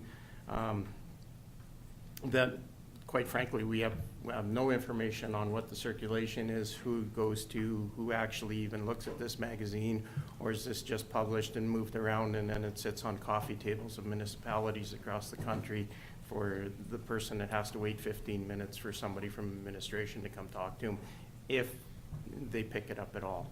So I struggle with donations of this nature, and especially given that they are outside the confines of our borders in the county. And again, I need to stress that I do believe that it is a cause that maybe we're supporting, just in maybe a different manner. Any other discussion? How would you like to proceed? If there's no appetite, we can just move on. We don't have to act upon it. Okay. We can move down then. Correspondence. G, item 1, Alberta Firefighters Burn Camp for Children. In your packages, you have a letter from the Alberta Firefighters Burn Camp for Children. I'll just maybe skip down. Alberta Firefighters Burn Camp hosts a week-long camp every summer for young burn survivors. This time at camp is a special time when young burn survivors can just be kids again. There's no one staring, teasing, or making fun. In fact, there's no special attention paid to physical appearance at all. Our campers come from all areas of Western Canada to experience a week of learning new skills in a safe yet challenging environment, and leave with a sense of achievement and appreciation of their own abilities. If you move down, there are various different donation options again. We are reaching out and asking for generous support in continuing Burn Camp's 35-year legacy with a small donation, whether it's sponsoring a camper for $200 a day for the full week at $1,000. Your donation will make young burn survivors' wish of attending camp a reality. Yeah, so that's our first piece of correspondence. I can just keep going, or if you'd like something, go ahead, John. Do we know whether there's any county residents that would qualify for this? No idea, honestly. I'm sorry. Yeah, I understand that. Yeah. Just in the future, if there was county resident, children of one of our residents or ratepayers that could take advantage of this in the future, I would truly have no problem sponsoring that camper for, that individual for a camp of this nature. Go ahead, Morris. Yes, I know of a couple of people that just happened last year or the year before, It was young children too, and they got burned pretty badly in the fire. And I think if we support this, you know, like, I think it's gonna help to get maybe for people like that support too. I'm not sure if we would walk away from it, then we might be acknowledged as, hey, the county is not really accepting or acknowledging that, hey, that could happen. It could happen to anybody. So it did happen, and yeah. This is about a camp, the way, Morris? Pardon me? Like, this is about a camp. Yeah, I know Yeah. it can, but that's where the burn victims go, right? Yeah, Yeah. and I know you're absolutely right on that one. The ones I know, they didn't go to that camp, but however, there might be support coming from there. What would they want to if we sponsored them? Well, knowing the people, it's maybe not likely. I had both of you. Go ahead, Mark. I was going to say, it's a great initiative, and that I suspect that this went to every municipality in the province, this letter. So it's a blanket letter, and that's good for them. It's a great cause. I think that if there's any kids in the county that were interested in going to this, they could come to us to ask for a sponsorship. There's youth camps across the province, and that's what a lot of organizations do, is they'll sponsor members or find members and then actually sponsor those kids that are in your area. So it's not to disregard this, but I think that'd be an option moving forward if there were any kids that came forward and requested a sponsorship for this camp. Good, John. Well, and on that, like, because there may potentially be some children that are within our municipality that may like to go on this, could administration maybe take a look at it and see if we can reach out to those and see if they would be willing or wanting to take advantage of this, and then come back to us to see whether we could support it. Go ahead, Eric. Yeah, thank you, Mr. Chair. I just assume not tax administration with going out to do investigative research. At best, I could see a blip on our website, you know, if you have a special interest that you would like to pursue, contact the municipality to see if we have sponsorship options, or, I don't know, something to that extent. Sounds reasonable. Okay. Anything further on that one? Okay, I'll move down to the second one. Alberta Association of Nurses Nursing Week. We have email before us, a message before us. May 8th to 14th is National Nursing Week. Our nurses, our future. Pertaining to the ad, print, post, and share the poster attached to inspire your community to celebrate Nursing Week. If you'd like more information to the Alberta Association of Nurses or Nursing Week, please visit the albertanursing.ca or connect with us on social media at Alberta_nursing. So just bring forth that Nursing Week is coming up May 8th to 14th. Right? Go ahead, Eric. Thank you, Mr. Chair. I'm sorry we can't do that. It's already Economic Development Week. Can't overlap.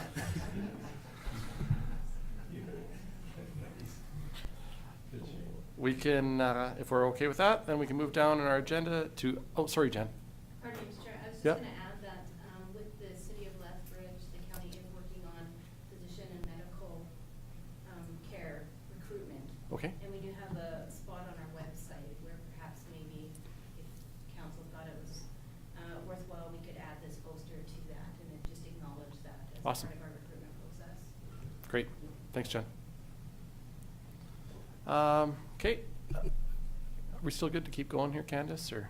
Yep. Yeah, okay, cool. We'll move down then. H, County Council and Committee updates. This is for Lethbridge County Council attendance updates for March. And we'll start in Division 1 with Councillor Lauren Hickey. Lauren? Thank you, Mr. Chair. So I attended the FCS meetings and the Green Acres board meetings, and of course council meetings, land use strategy workshops, and went to Gary Getman's retirement deal at the Coaldale Fire Department. He is not fully retiring, but he's kind of stepping away, and we'll come out to some emergencies if needed, but not to do the heavy lifting anymore. So he's put in 34 years of service there, and he's been to a lot of county residence places, so wished him a successful retirement. Thank you. Thanks, Lauren. Move to Division 2. It was a very busy March. I don't know what I want to highlight. Maybe just touch on RMA. RMA is always an opportunity to go up and meet and have conversations with not only elected officials but people from throughout the province. So always enjoy that opportunity. We did have we were able to secure some meetings with ministries. Felt those were productive meetings and do value that. Do value those chances that we have. As I noted earlier, we've been working away at our CAO search, so obviously several meetings throughout the month, working through that process. And yeah, I won't get too in depth unless there's any questions, but if not, I would throw to Division 3, Mark Sayers. Okay, thanks. We were busy with the CAO search, obviously. Attended the Coldale Library open house, so I'm sure that went, and I had a great time there. Walked through the door, met the CEO, and got a tour of the library, and I've never been in the library before. So it was great to connect with them and just have a visit and see that. The spring convention again was great. Like Chris said, meeting with the ministers is good. I think that's one thing that's a strength of this county is that our ability to meet with ministers. And when we put out a request, they usually accept it because they know when we meet with them, we're not just sitting there cap in hand. We always are there to have a conversation and just let them know where we're at. So I really appreciate it. Having sat in on that first one, it was good to just see, and you could just see the respect in the room they had for our council. So that's a good thing. Yeah, the Southern Economic Development Forum that we had, that was great. Talked to a lot of folks and some folks at the county, the Coldale Development Councilors in the city. So that was another good event. Thanks. Thank you. Division 4, Deputy Reeve John Curvis. John. Thank you, Mr. Chair. I'd just like to reiterate the comments regarding RMA. It is a very good time to liaison and coordinate and discuss with other elected officials as well as ministers, and in making sure that Lethbridge County remains in their top of mind. The other highlights of my month were the 2 IDP meetings we had, and they happened to be on the same day, both with the city of Lethbridge and the town of Nobleford. And the appreciation that I have for us being able to get together to discuss issues that are near and dear to both our hearts, and to make sure that we find some common ground and keep dialogue and open discussion. So I believe it's important. It's something I've always said is important, and those meetings are greatly appreciated. And that, other than the CAO search, was the majority of my March. So thank you. Thank you, John. Division 5, Councillor Eric Van Essen. Eric? Thank you, Mr. Chair. Before my report, I'd like to take a second to acknowledge our Reeve and his schedule that he went through. And you add up the dates, and there is not one working day in the week that you didn't have something. So thank you very much for the effort and the time you put into that. It is unbelievable. Thanks, Eric. Within my own CAO search, quite interesting, definitely a new process. So like that, the industrial commercial land use strategy workshop, that was actually part of our agenda today to work to pass that, and that was good. That was just to see strategy, and that the county is putting effort to strategize and be comprehensive in the plans. So, thank you. Thanks, Eric. Division 6, Claus is away. I will not go through what he did in the month, but it is available obviously in the agenda. And then moving through Division 7, Councillor Morris Steenstra. Morris? Yeah, thank you, Mr. Chairman. March 2nd, county meeting. March 3rd, CEO. March 6th, CEO. March 8th, Untitled Chapter annual meeting. I went to that one. I'm glad we went because it was quite a beat down on there for carrying on, the way things are going, I've been going down there financially and attendance, and the attendance this year is fantastic again, they're fully booked already for the summer, so that's good to hear. It's a great museum, very attractive in our county. And the March the 19th, that's most events, Thursday workshop, March 16th, that's County Council meeting, March the 19th, the 20 RMA Spring Convention, March 31st, CEO Search meeting. Thank you. Thank you. Morris, are there any comments or questions arising from the Lethbridge County Council attendance update? If not, I believe that concludes the public portion of our meeting. And lunch has arrived.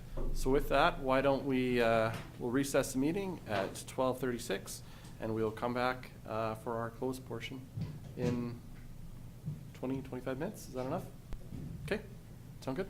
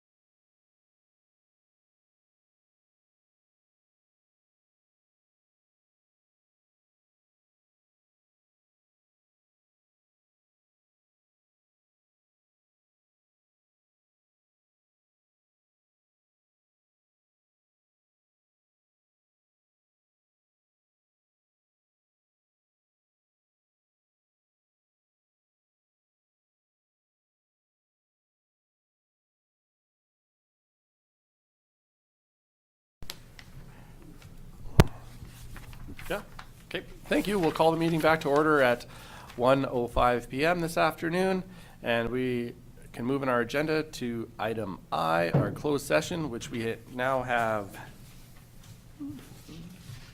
6 items. So with that, I would entertain a motion to enter a closed session. John? So moved. John has moved to enter a closed session. Any further discussion? Call the question. Those in favor? Those opposed? That's carried. Thank you.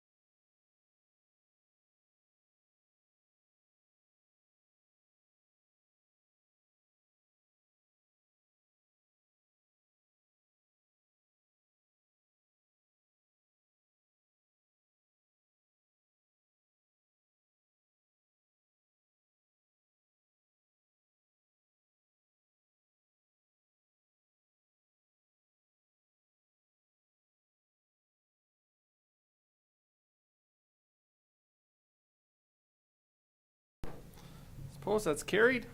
Okay, stemming from our closed session, we have a couple of motions to make on item number 2 regarding the borrowing bylaw. Do we have a potential motion, Candace? Please.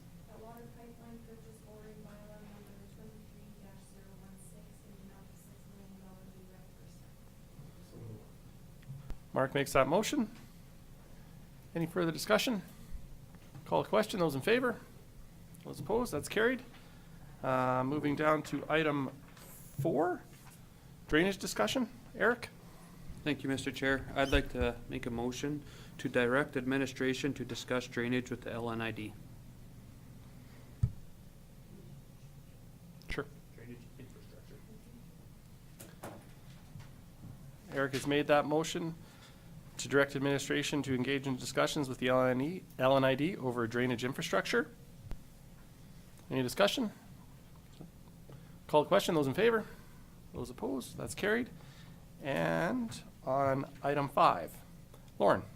I will make the motion to, do you have a motion? To authorize the purchase of up to 40 acre-feet of water license from commercial district manager. I think that covers it. To be funded from? Yes, to be funded from. Okay. Okay. Any discussion? Call the question. Those in favor? Those opposed? That's carried. John? Motion to adjourn. Motion to adjourn at 2:21. Beach 2, Marcy. Thank you, everyone.